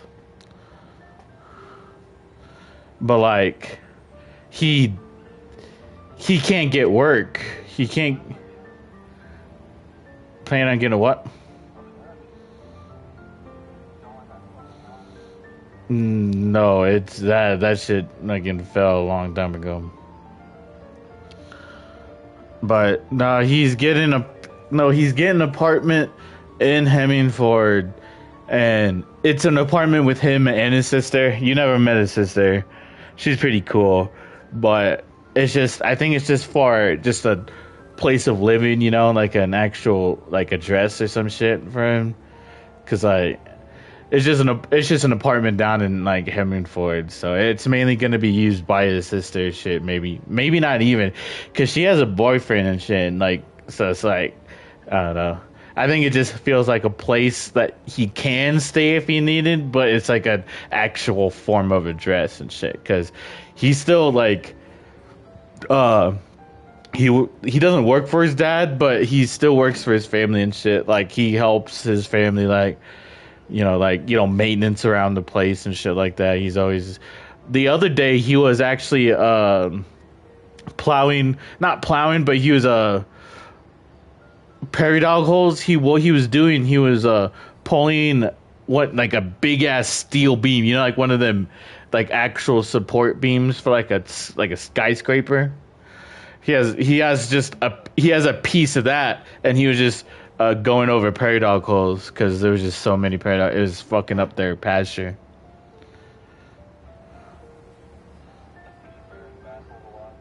Yeah. Nah, they have holes miles around. So the only way to like bury them alive, you can't even do it. You gotta gas them out, bro. You just smoke them out, start fire, like find like 3 to 4 or 5 really like of the major holes in the colony, and you just start a fire and you just start smoking them out, and just then you'll see where all their exit holes will be, because they have so many. It's crazy, dude. It's like that's when they say when it's a colony, dude, it's a colony. I seen them like dig a whole ass fucking almost cave like structure, and they were living like the fucking what are those, the pueblos? You know, like the pueblo, like how they were like living in the side of the mountain or whatever, because they were carving it out, like the houses out of the mountains and shit. It's just like that, boys. If it gets that bad, it's just like that. And they're creating colonies, dude. Just like, that's why it's so terrible. It's not good for livestock, because if a cow can just step on one of those holes, and just with the weight of it, it'll just collapse it in. And if that cow breaks a leg, it's a dead cow. It's not. Yeah.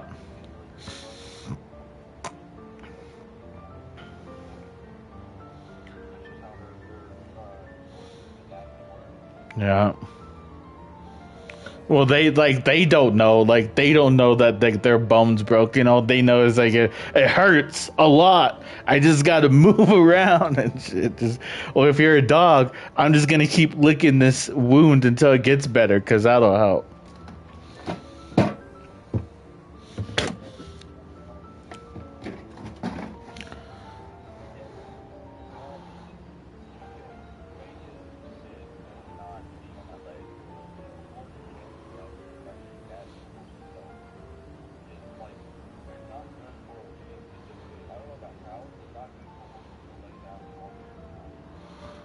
Cows can, but it's just a fact of their bones are so thick, and it's gonna take, you know how it takes us even 9 months or 6 months to even heal a bone?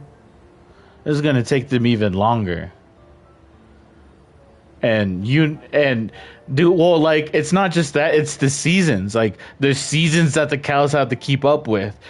Every year in spring, they have to, like, you know, it's gonna get wintry, it's gonna get hot. Like, they have to keep up with the seasons and what they're like, what we do, because during the summer, you know, we let them out in the pasture and shit, so we don't have to really worry about them. But in the winter, we have to bring them all in, and, you know, just so we can feed them and shit during the winter. And Because that's when they calve. I don't know why cows always have to calve in the most inconvenient fucking seasons. But yeah, I have to. I remember waking up at like 3, 4 in the morning just to go out and check to see if they had any calves. And they did. Some would. Like, this cow's giving birth. And now me and my dad have to wake up at fucking 3:30 in the fucking morning and make sure this cow has this calf correctly.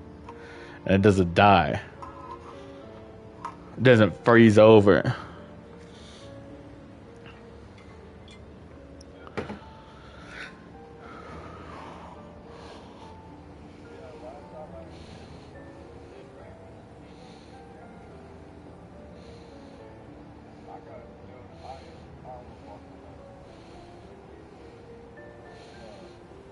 Yeah.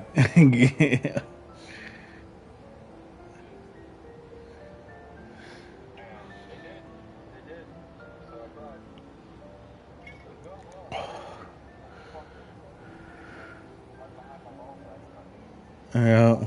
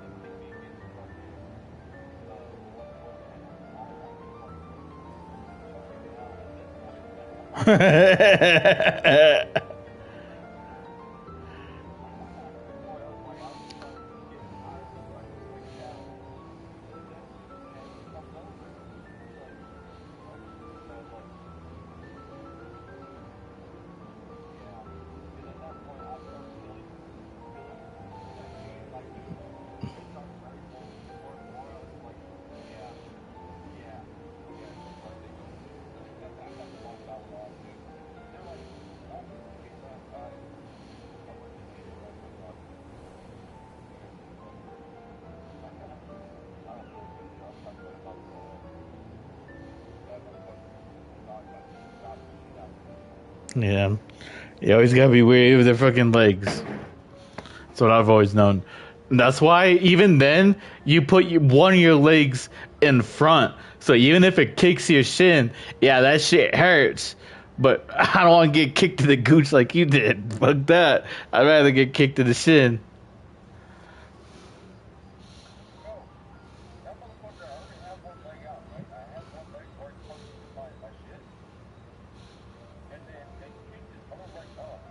Yeah.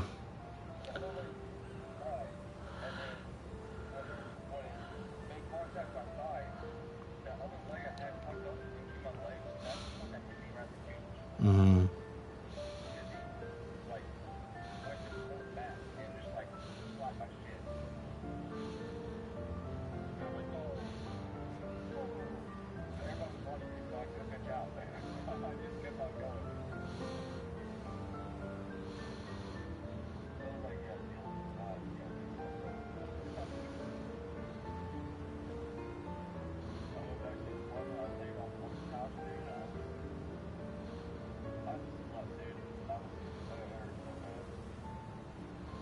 He had a quick save and fucking time skip. Time skip this fucking pain.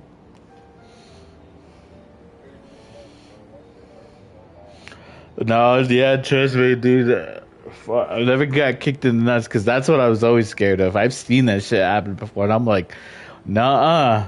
So like, even if I had to like quickly move my knee or even my leg, like my shin or whatever, in the way, I've got kicked plenty of times in the leg before, but that's because I would sacrifice my leg other than my fucking, like, that's why you don't, like, yeah, you want to keep your, like, your feet at a state, like, you know, a distance apart, you know, like, to get a good, like, foundation or whatever, but don't keep it so wide that you're fucking vulnerable. And that's what I see a lot, especially during branding, when you're wrestling and shit. A lot of people spread their legs and shit. I'm like, don't do that, dude.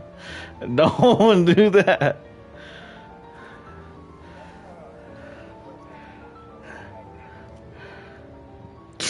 See, to do it solo is either whether the head is, either whether like the head's either on your left side or your right side, you just come at it like from the side.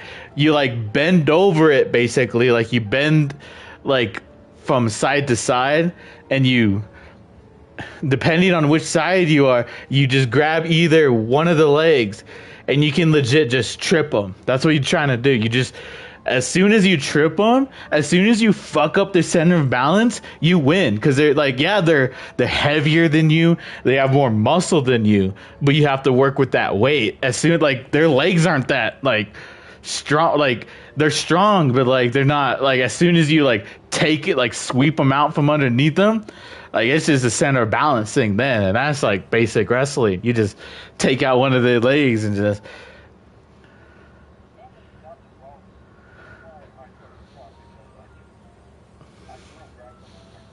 Yeah.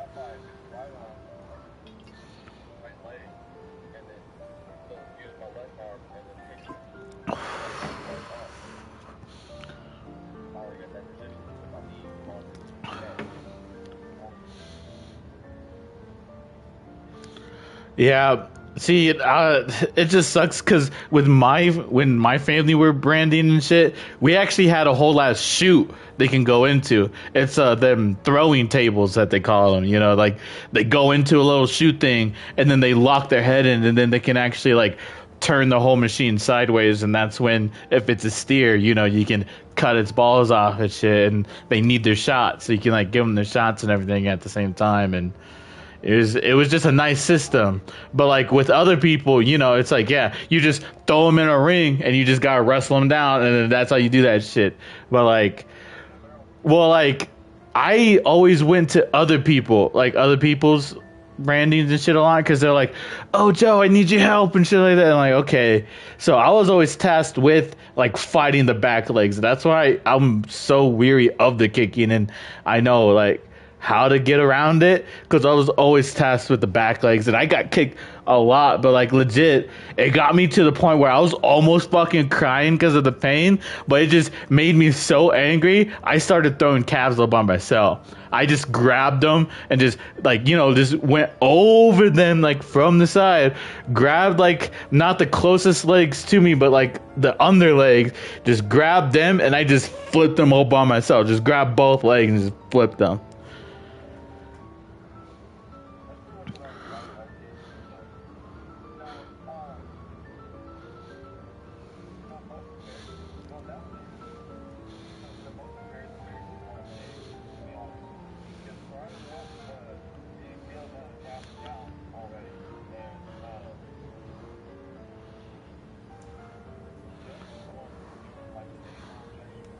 Yeah.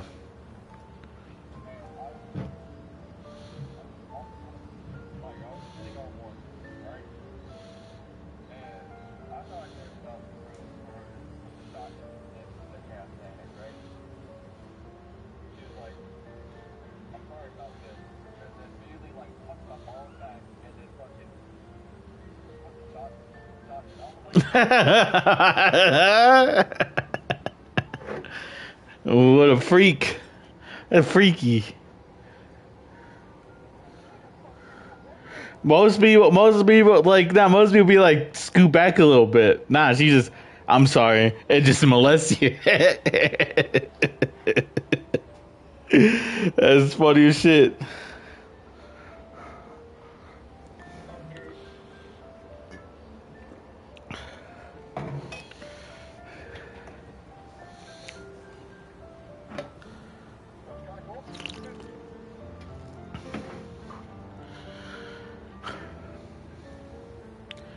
Yeah, I always know if you do the back legs and stuff, and you have them pinned down, you hold that top leg and that bottom leg right where they're like, you know, where their hinges of their leg, kind of like where their quote unquote knee is.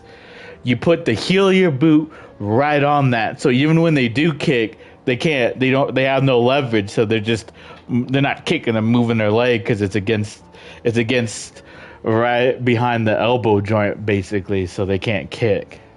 And you just pull that top leg towards your chest, and you just push that leg that's in the calf's leg just straight out, and you just stretch them out, and like they can't do shit, they can't kick you, nothing. And hopefully the person that's sitting on the head, like holding that leg back, doesn't let them get up and shit. So.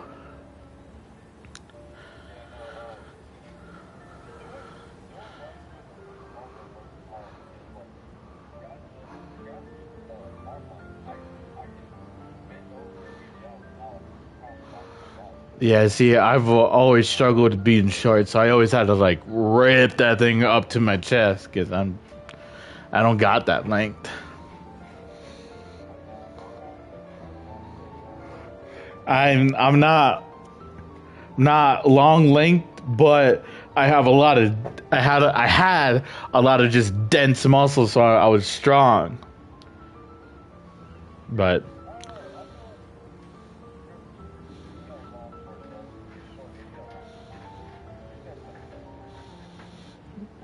yeah, I was never a good runner, but I only did sports to get out of the house, get away from home, I did every sport I could.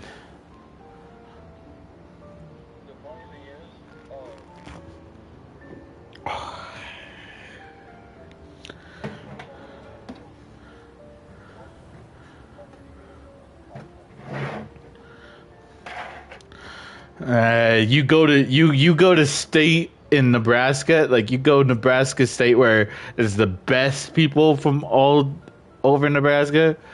It's not short people, dude. They're all taller than you, probably like 6'3", 6'4". Fucking, like for some reason this kid just had like a deficiency in something, so he grew like a weed.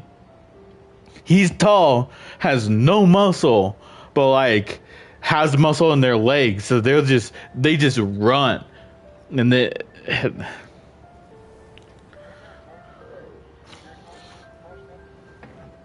No, I never really talked to Drake that much. I did it, but I was only varsity like maybe a couple times.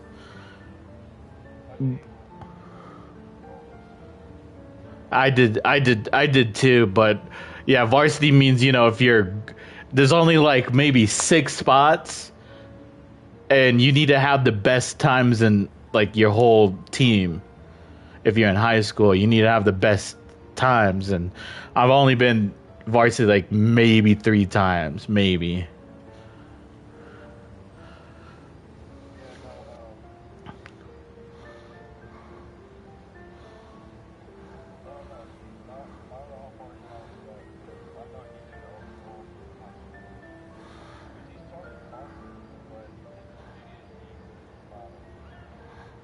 See, I think soccer would be a lot better than cross country, because like soccer you need, not only do you need long endurance, you need explosiveness. Like you need to know how to sprint at certain times, but at the same time conserve your energy over long periods of time. While with cross country, yeah, it works on your endurance, it's really good cardio and shit like that, but it's only training you on one thing: keep one pace.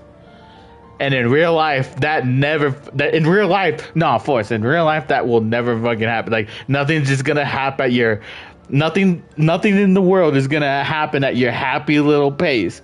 Like you need to sprint at times.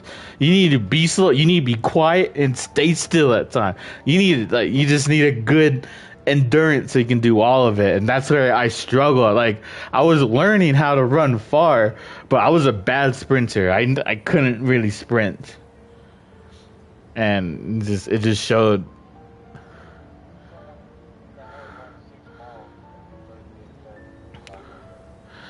Dude, I was running fucking all that every fucking day. I remember just our school, they would, since, we're out in the country, they would drive us, like just a bus full of us cross country runners. They drive out for like 30 minutes or whatever, just so they can get like 7 miles out. And they're like, all right, run back to the school. And we're like, what? And they're like, we have a lead. Like, you follow the bus, and then they had a, like, you know, a car in the behind. So, just in case for any stragglers. And they're just like, run back to town. And I'm just, we're just, what? Like, yep, good luck. We're back to town.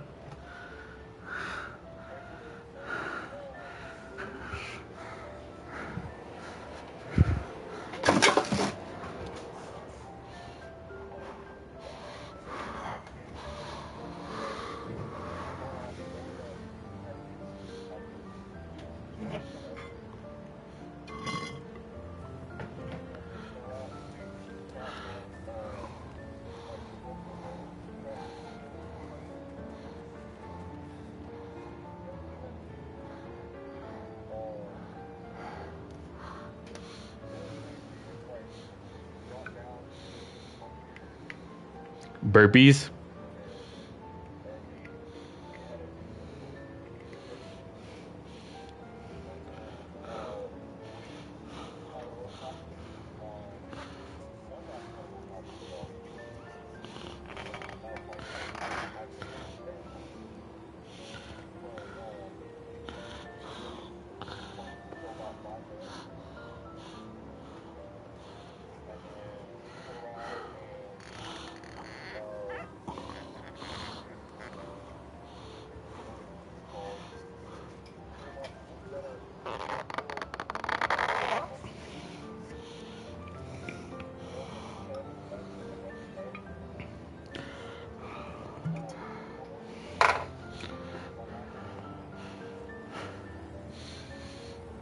Yeah, no, fuck all that shit. I wanted to go. I wanted to join the military. I was about to join the army, but my adopted parents didn't let me.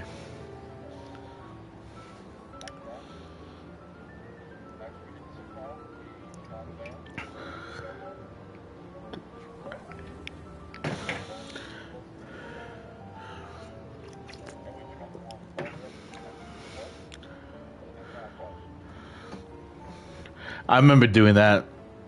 Damn Scottsbluff fucking monument shit. Fucking. Fuck that shit.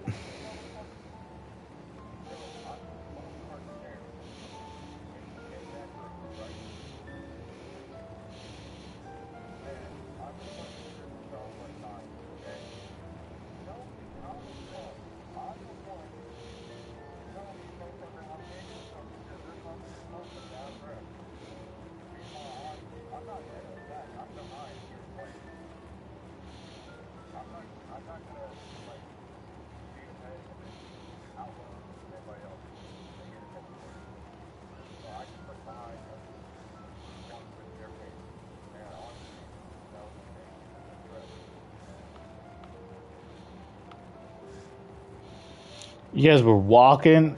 Shit, dude. Fuck.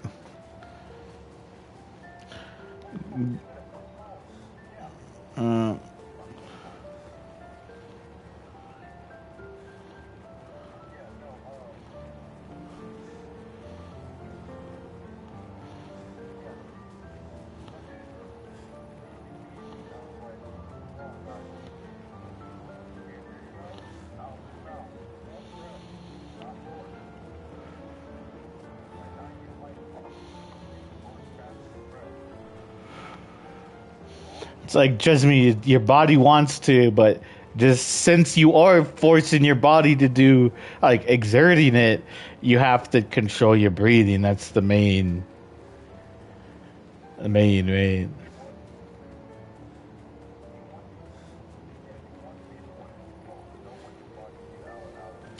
That's why they say, like, you want to keep your brain activity active. Like, you want it active. Like, you don't want it focusing on your running, because then you're just going to be way too focused on it. You're going to do bad. Like, you got to, like, almost let your body almost do it on autopilot while just focusing on your breathing.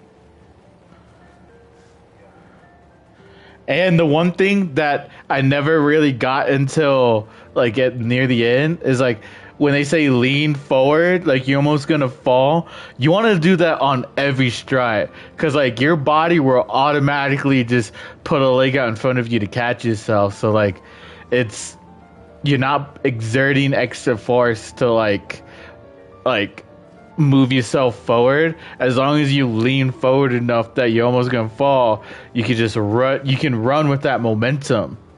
You can work with gravity and shit, and just you can run more longer and shit. You can let your muscles like relax and shit.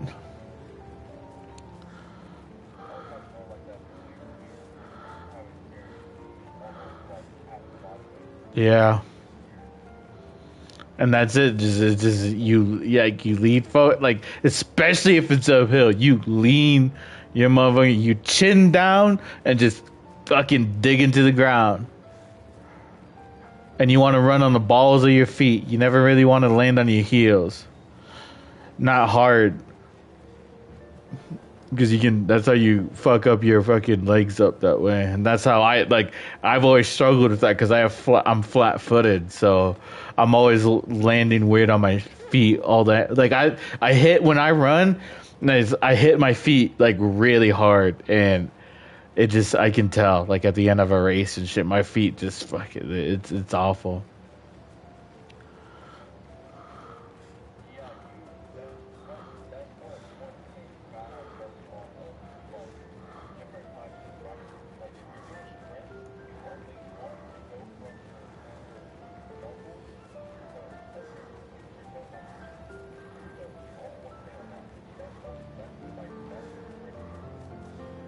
Yeah.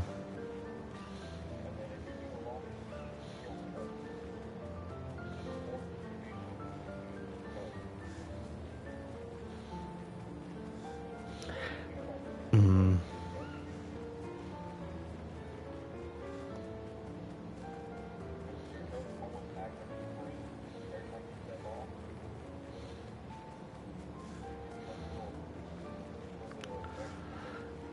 Yeah, I was hitting my heels too hard into the ground, especially with like the fucking asphalt. Like that's why you get shin splints when you're running on sidewalks and shit.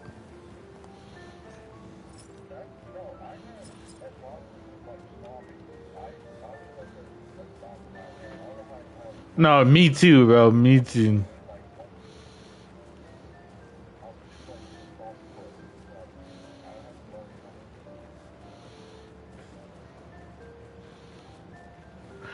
Yeah, it's just hard for me because I don't have that arch in my foot.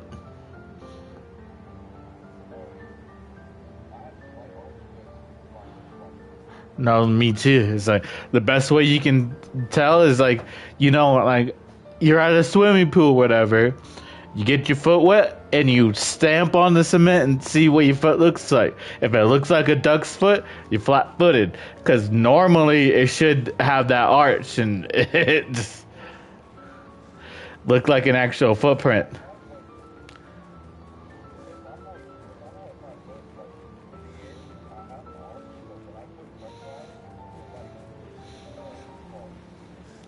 No, yeah, no, same here, bro.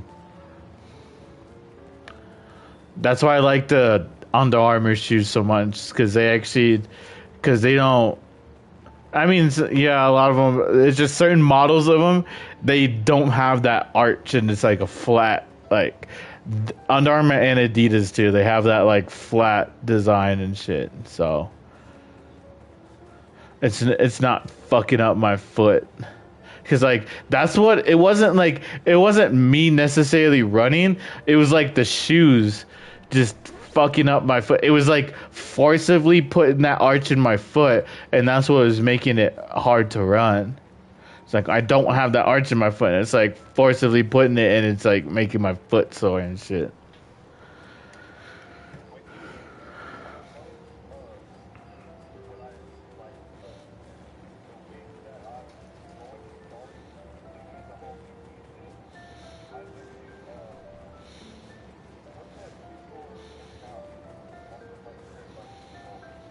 Oh, it went out of business, but it was Red Man's Red Man's shoes.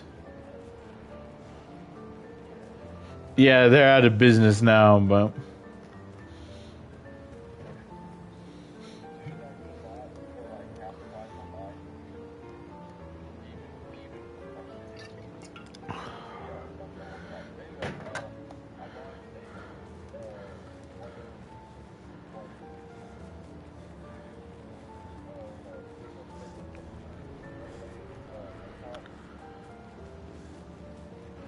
Oh.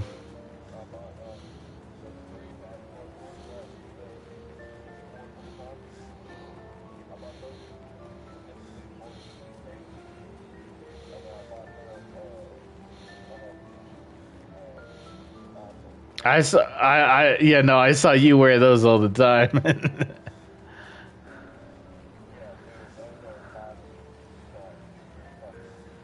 When did they die? Oh, you still wearing them? It's hilarious.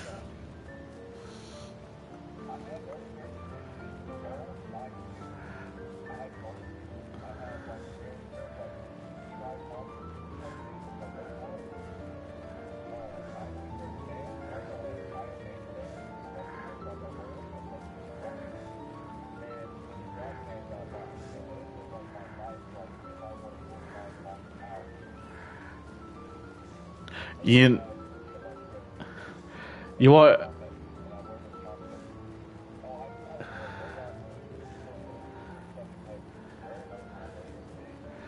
you need to get yourself a good set of Ariat cowboy boots, square toes.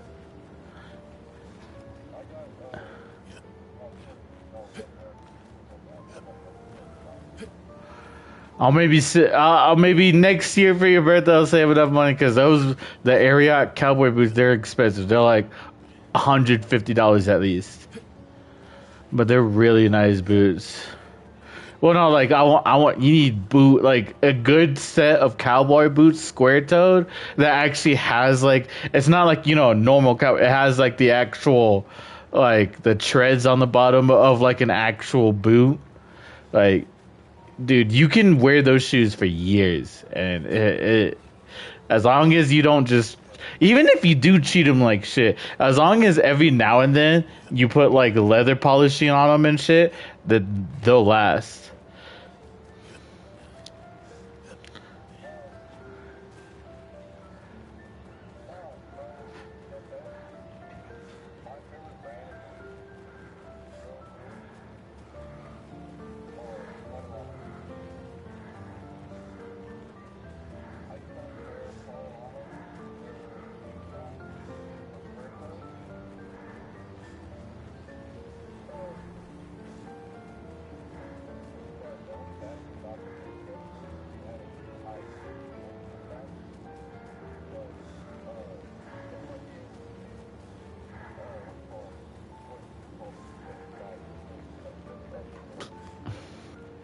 I don't fucking know.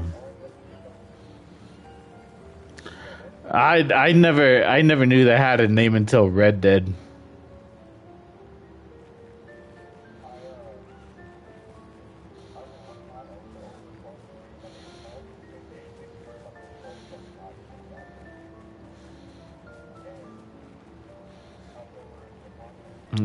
Because they're good boots.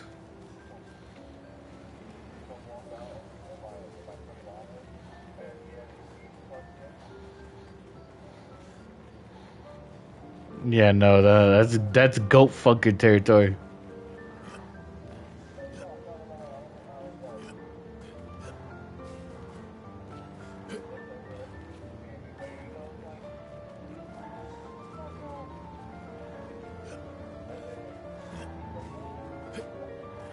Nah, you never. If you're no chat, if you're ever in America, the U.S. fucking A, and like, granted, you can get yourself a pair of jeans, you can get yourself a nice pair of boots, but I swear to fucking God, if you tuck your motherfucking jeans in your fucking boots, you're a certified goat fucker, because that's the running joke. So you can shove the two back legs of the goat into your boots so they can't go nowhere.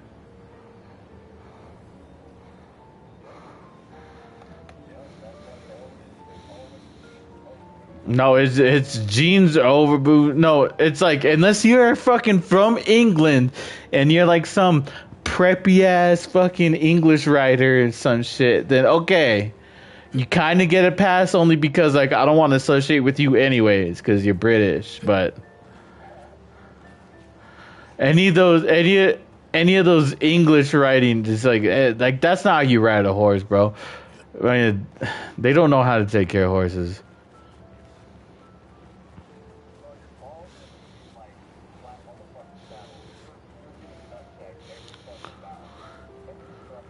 Well, see, I almost get it because I ride bareback. I did. I used to.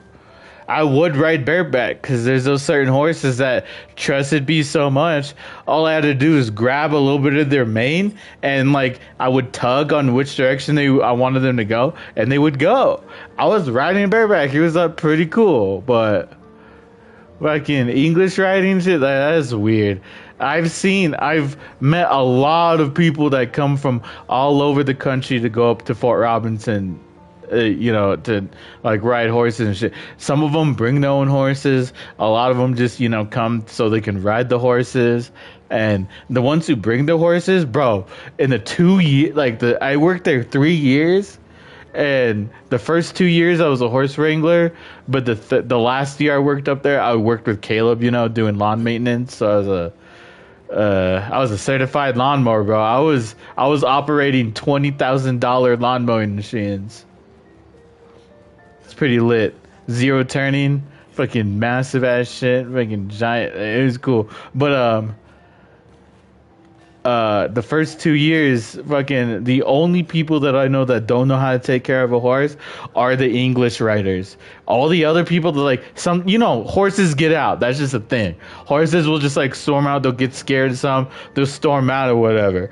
But like people who are from around here, they know how to coerce their horse. They know how to bring it to them without frightening them and stuff, and then they can grab them and shit. While with English writers, legit, I had me and my coworker had to run this horse. Like we were chasing this horse. We had to get on our own horses and chase this rogue horse because this English rider just it was just so unwieldy for him. He let go of the reins, and now this horse is just running wild throughout a public fucking area. So we had to go grab it. So what me and my coworkers did, because we couldn't fucking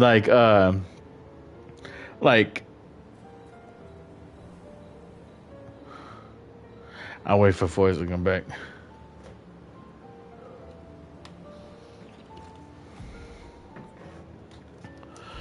Actually, I don't care. But since I'm already on the story, since they didn't know how to capture the horse, we said do you know how to get him? They're like, no. So what we did was we pushed the horse into one of the pastures where we knew that it was for the buffaloes.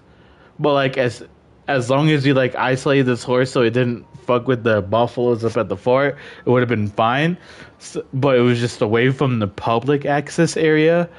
So what we did was we put that horse into a pasture of ours, and me and my coworker, we just ran this horse down the fence line because the horse was just running down the fence line. So we just kept running it and just kept just sprinting hard because our horses were made for that. We trained it for that.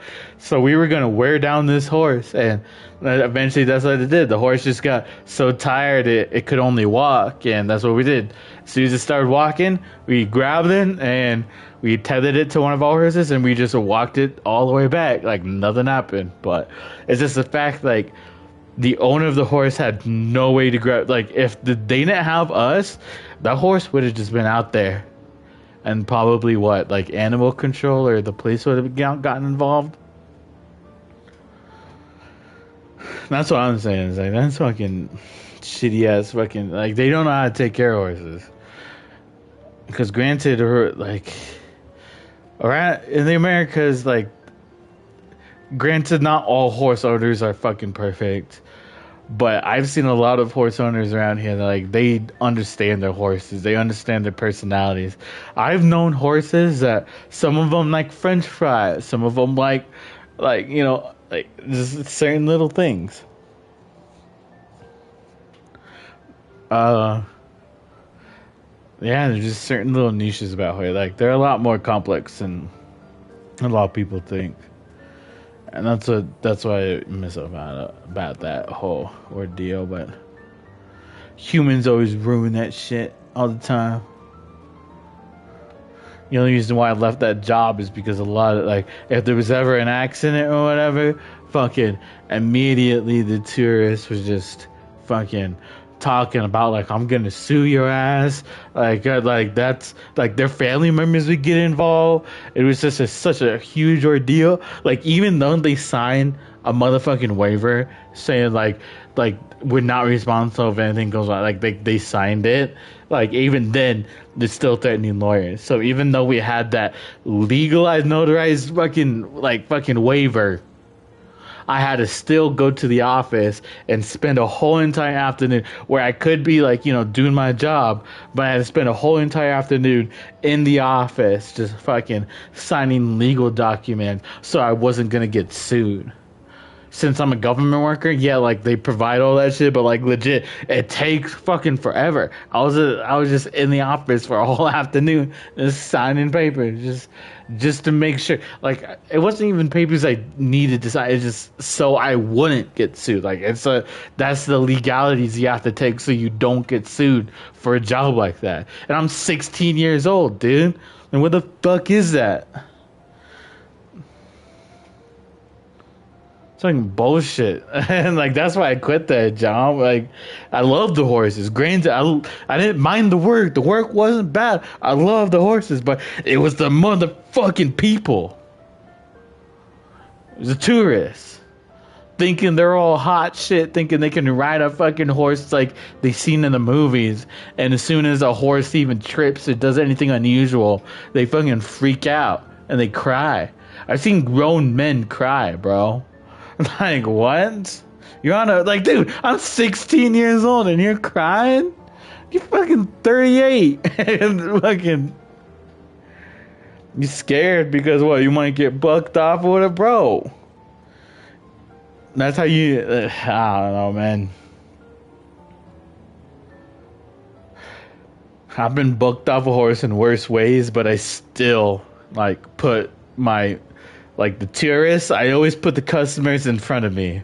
Even though I just fucking just I ate shit, like the hardest I've ever done, but I still just keep composed because I know the tourists need a composed fucking so I don't complain. I eat the shit, I get up, and I keep going. I get right back up on the horse. The same exact horse that just ran my ass into the fucking ground. I get right back on him.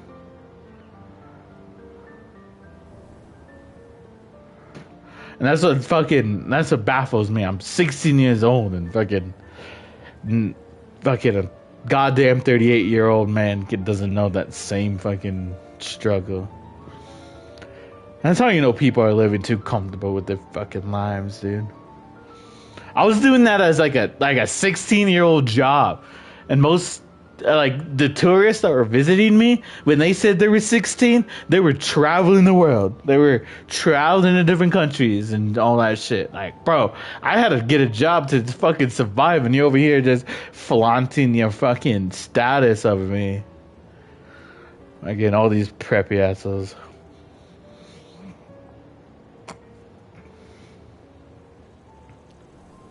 Like, I was doing that shit for $15 an hour.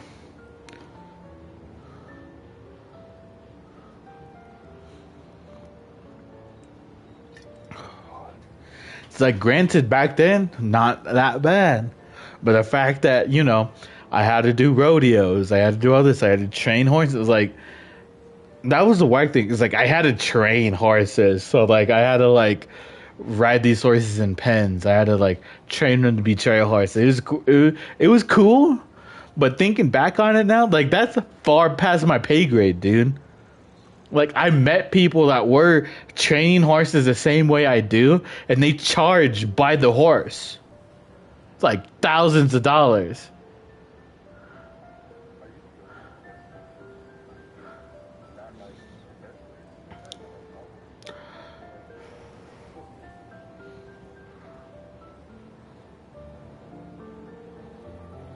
Yeah.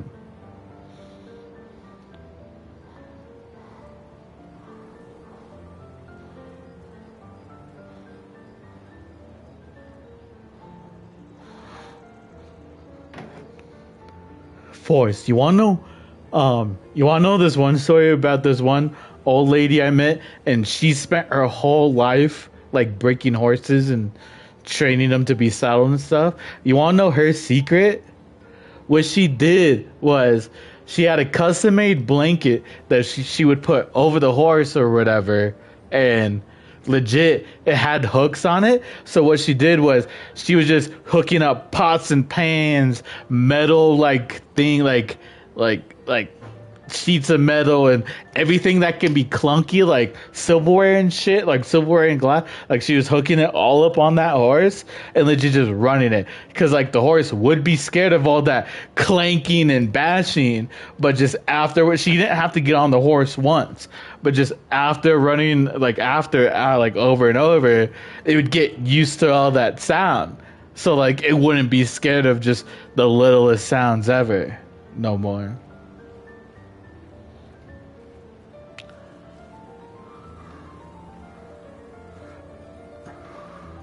Now that's like, my rodeo horse that was his one fear. He wasn't really scared of a lot. He was a tall ass horse too. Like he was, but like it was only bright white objects. It wasn't necessarily the sound, but like if a trash bag went like by him, he like start running sideways away from it.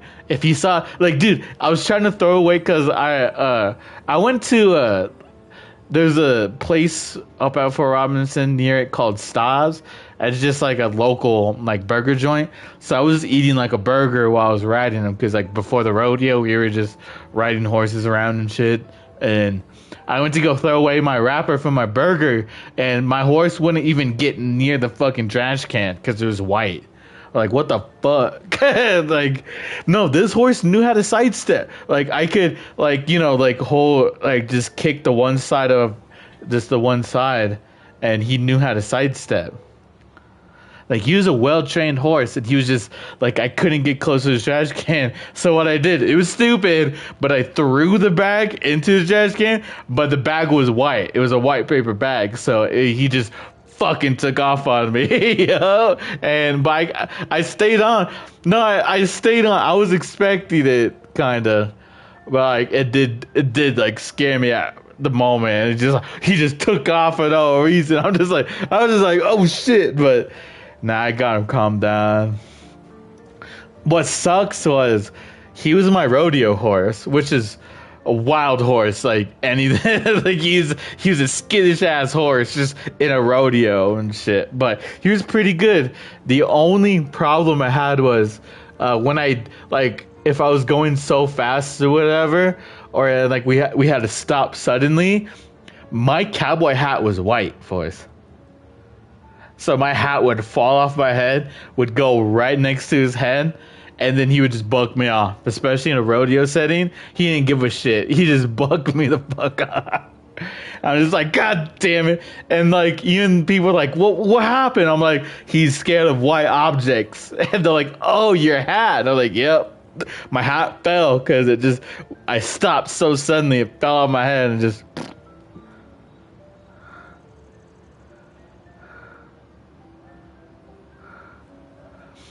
Well, I was 16, so like all my hat I didn't get to buy. It was my mom, and the boots, like it was all my mom and shit like that. So I had no choice in it.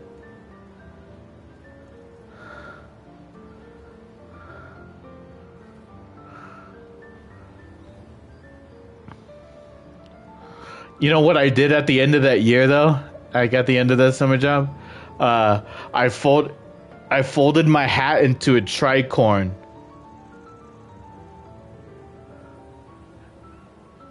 Yeah, like a pirate or like a colonist or whatever. Like one of them colonists' hats. Just tricorn. It was just a triangle. What I did was I folded it into a tricorn. It was my last day. I had every single one of my coworkers or whatever, or all the people I liked there, we all signed it. I signed the year. We wrote, we all signed it. We rode up to the highest point, which was where like, it was a whole bluff. It was basically a mountain. But we rode up all the way to the tippy top, and I threw that hat off the side. and it fell into a sea of trees somewhere. What's funny was I didn't go out and look for it, but like like 5 of my coworkers, I had to go back and do something, but they're like, "We're gonna go try and find it." I'm like, "Okay, go for it." They looked for like 2 hours, they said, and they couldn't find it.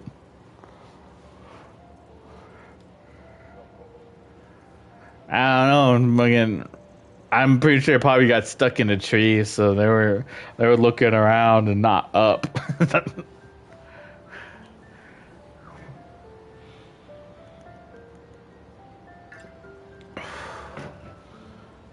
What kind of science, Cole?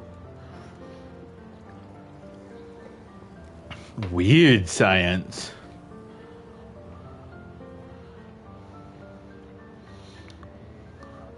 Oh, so alchemy then.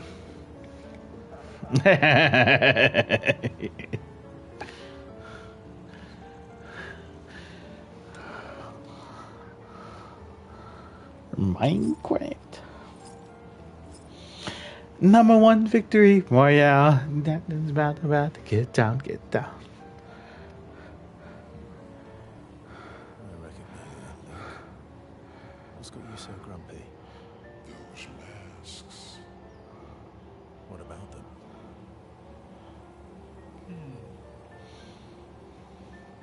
Are you jealous? Why? I'm supposed to fly too. Maybe stop losing your rocks then. How do you lose them anyway? Don't you swallow the rocks? Sometimes I love too hard. I can't control myself and... Okay, yeah, I see. It's hard to control. Not want to spend time with SGA.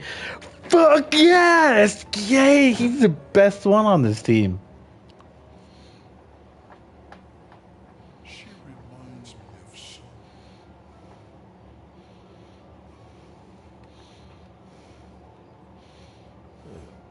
Well, Have I met her before? I also thought you knew CL. Oh, but I do. Wait, don't I?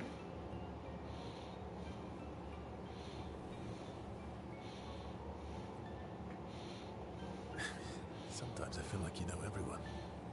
Well, that's because you're all cousins. Same, but different. I love that. Same, but different. Yes. That was in Expedition 33, Certified Club. Just same, but different. Yes, that's it. That was funny. So very wise.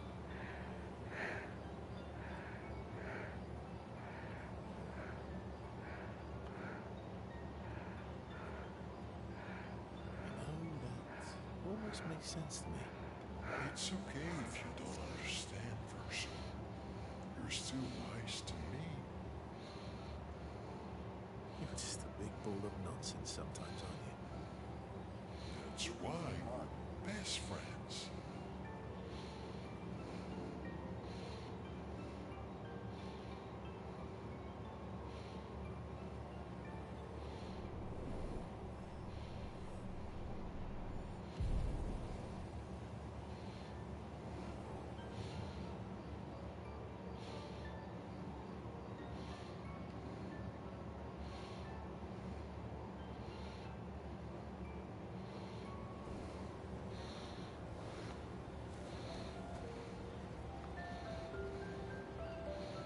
You have nightmares too. About Renoir. Yeah. He's hard to shake. Yeah.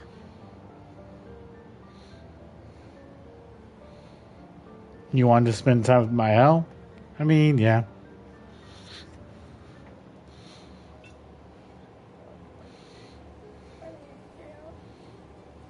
Throwing rocks again.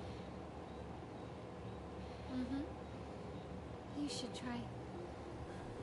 Askew would be horrified that we're throwing stones into the lake.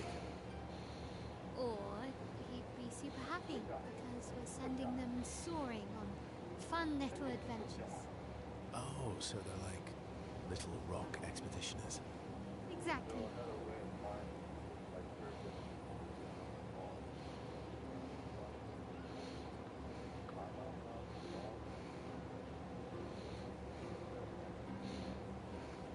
Would that make you Lumiere then? Yeah, I guess so. I'm launching them on their journey and watching them from afar. Stone after stone after stone, knowing they'll never come back.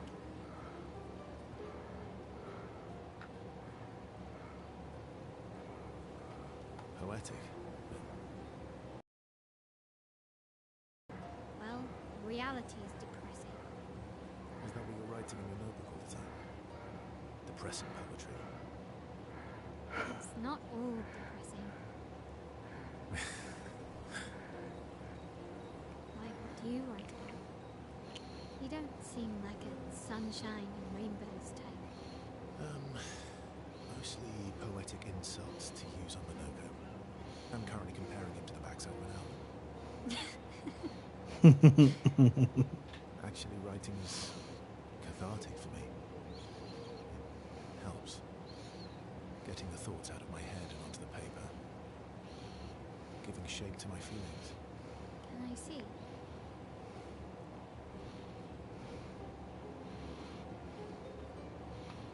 Do I get to read yours?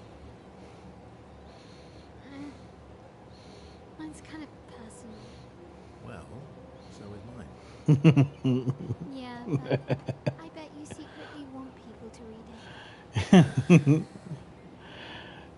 This expedition, I'm playing Expedition 33. Mine. If I get to read yours. It's Verso and Mael talking to each other about poetry. Okay, deal. Be kind, though.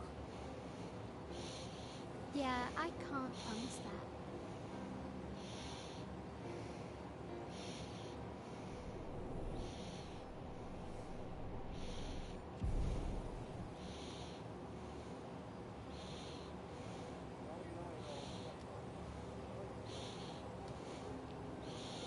See, that's how I feel about every time I hung out with Forrest in the beginning. Just one time, it just increased that friendship level to 1. And then after that, it was one more time. And then after that, yeah, we were just friends.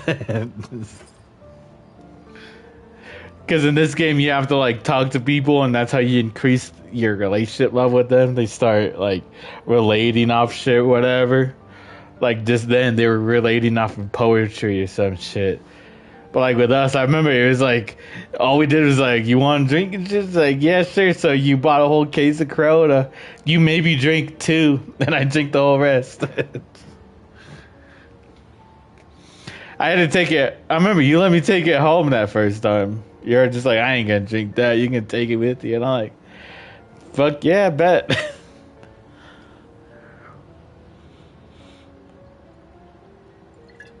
But yeah, that's when you were house sitting for Chris and Marissa, and you showed me your steering wheel. And we were playing, I think it was Forza Horizon on it. Yeah.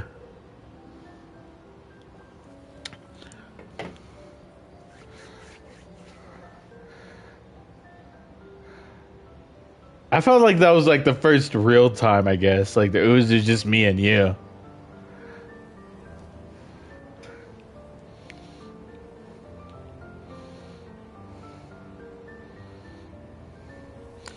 And that was John Boy's doing. You hit a dab and just. Ugh.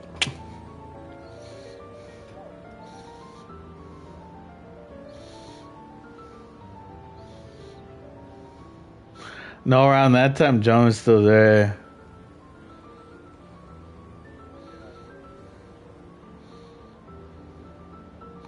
It wasn't until after you left, until John was at the apartment, and I had it. It was just me and Kaya.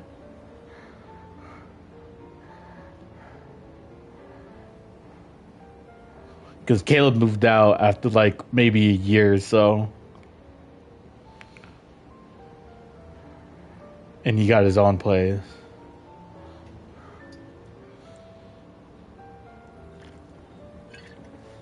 Which is where I'm at now. Just because I don't have that other place.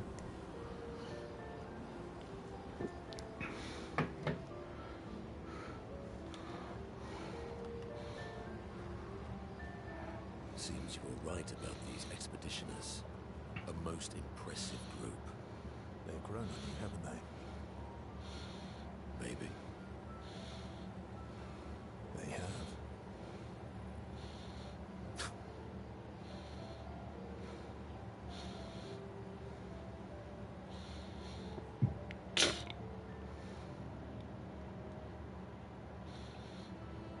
I see you got stronger.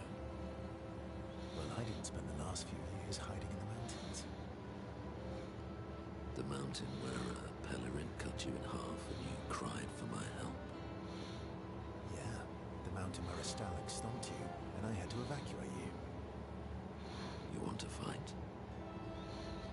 Well, unlike Gestrels, I need sleep, so I'll pass. Coward. Coward.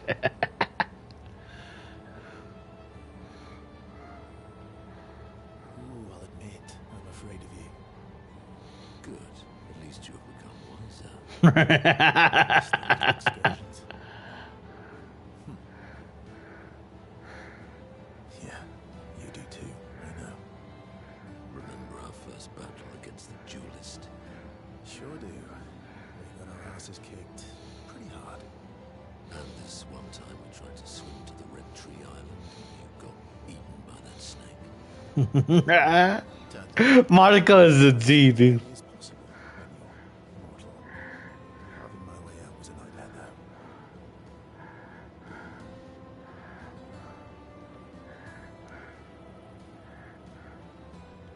Remember that time when you challenged Esquier to a duel? Well, someone conveniently forgot to mention that Esquier is the most powerful creature in the world. Good times. Oh, and remember when... Esquier is the most powerful creature in the world? Dude. Oh, that is pretty fucking cool. Now, that's some good lore to drop, bro.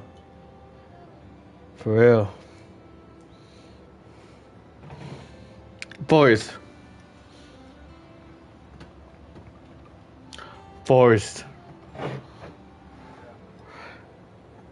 Do you know Old Smoky brand? I have the peach whiskey here. It's pretty good. It's pretty good.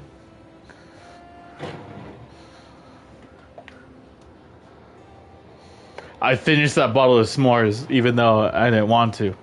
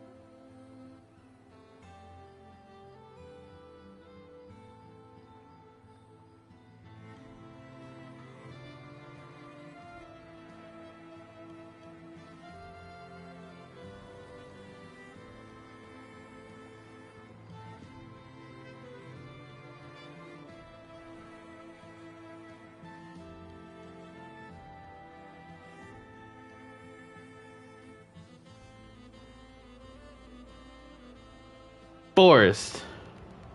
Wait. Forest.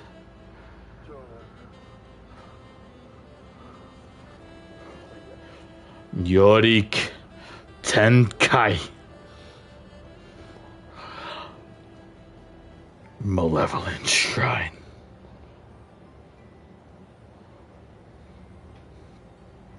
If you were next to me, you would have been cut into 1,000 pieces in an instant second.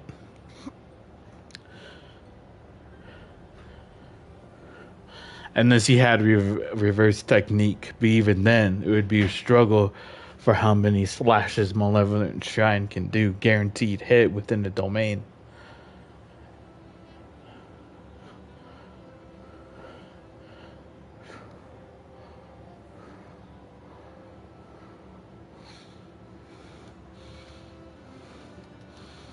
Good times indeed.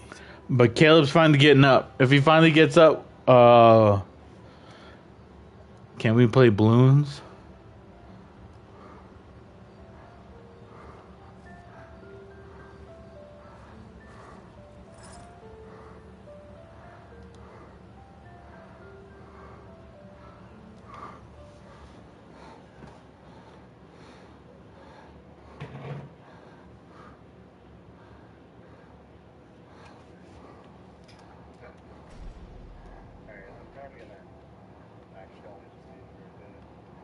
That's what. That's wild, Cole. That's wild.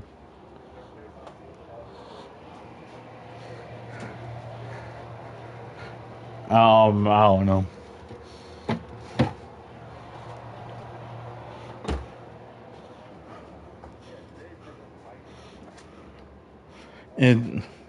It's my day.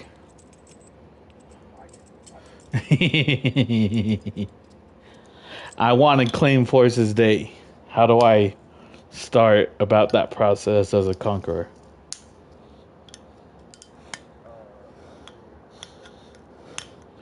We do duel. I'm actually down to do that, dude. I'll definitely hit you, bro. I've watched The Patriot. Fuck you.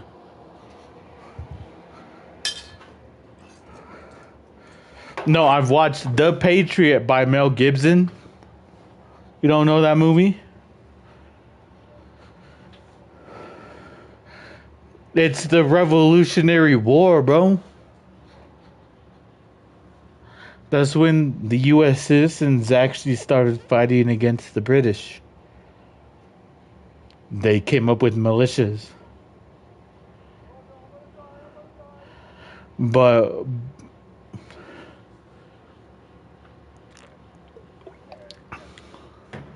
I wasn't joking. You can't leave.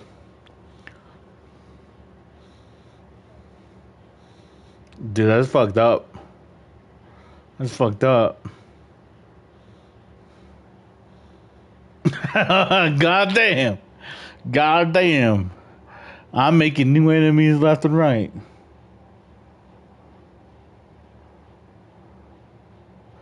Mojero. Curse technique. Dismantle. Nah. I don't do well with cops, dude. I don't want to be one.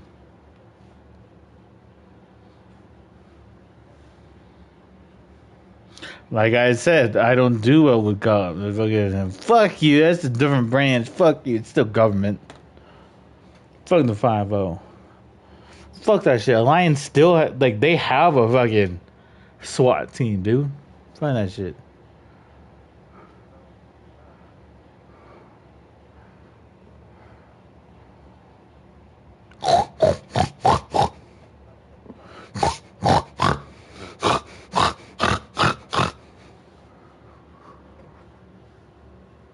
There's only one motherfucking type that used beanbag rounds.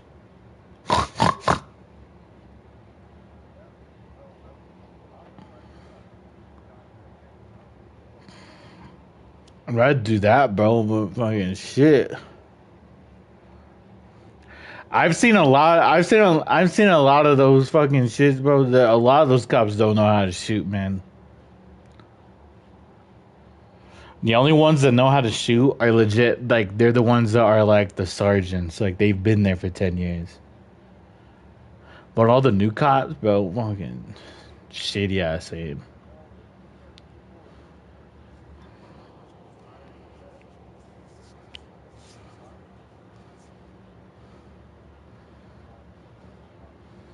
Bro, do you not know the amount of videos I've been seeing of cops actually getting clapped because they don't know how to fucking pull out their gun fast enough? Like what?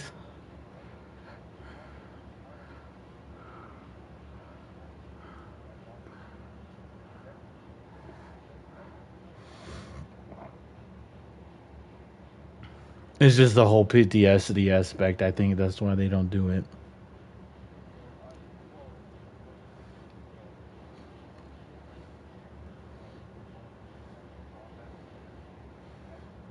Mm. See, I think that's what they should do, though. Is like they should hire veterans, but they should screen them as two. So if they don't have clinical PTSD, then I think they should have a chance of becoming an actual like school security guard or something. Someone that has actual like fucking range practice, you know, like gun tactical fucking gun safety shit type.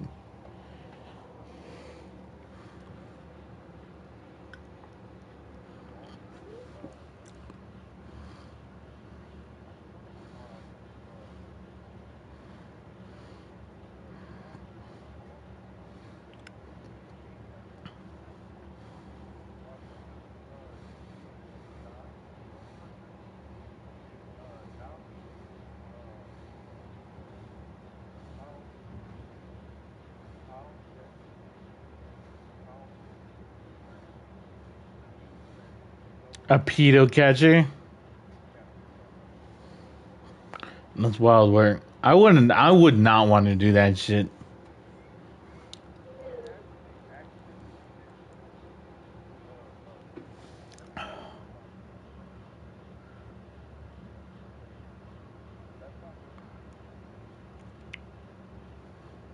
Yeah, I don't like doing all that shit, bro. See, I'm all for catching those fucking child predators.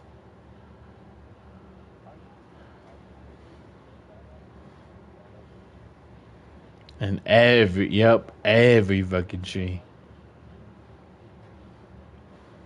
Why do you think I don't deal with my dude? I've had two families, my native family and my adoptive family, and I have not dealt with either. Fucking Alvin, like you're always talking about echoing. I echo through you.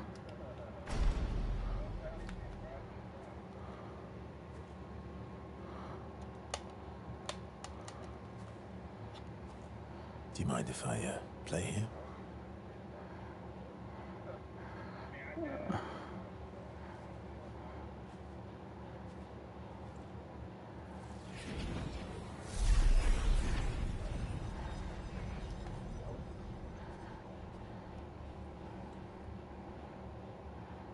Oh shit.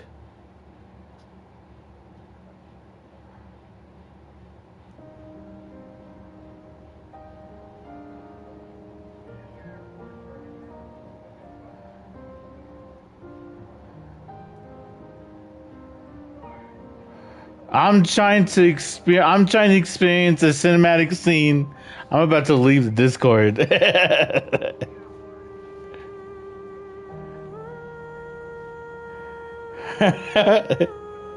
Bro, this is a serious scene. Fuck you guys.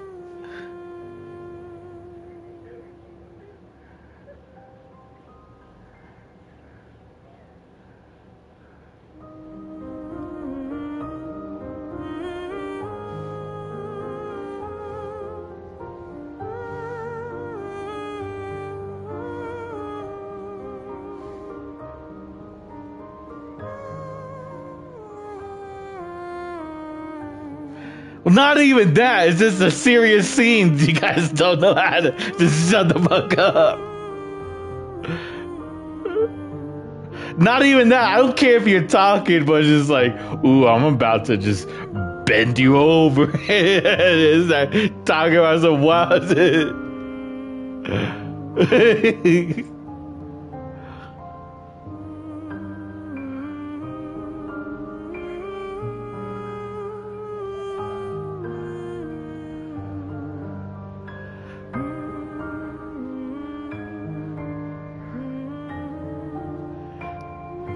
Bro, if he was a real homie, he'd understand why I had to make that sacrifice and not do it.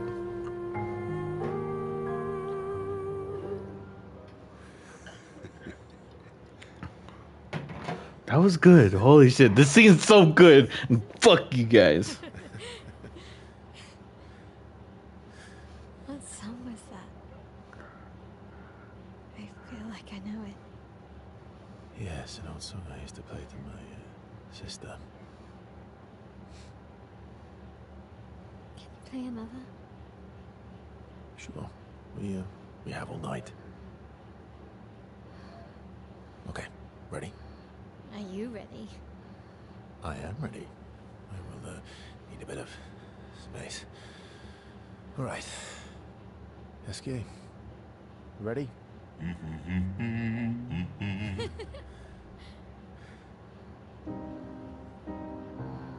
This is such. I'm turning you guys down. This is a good moment.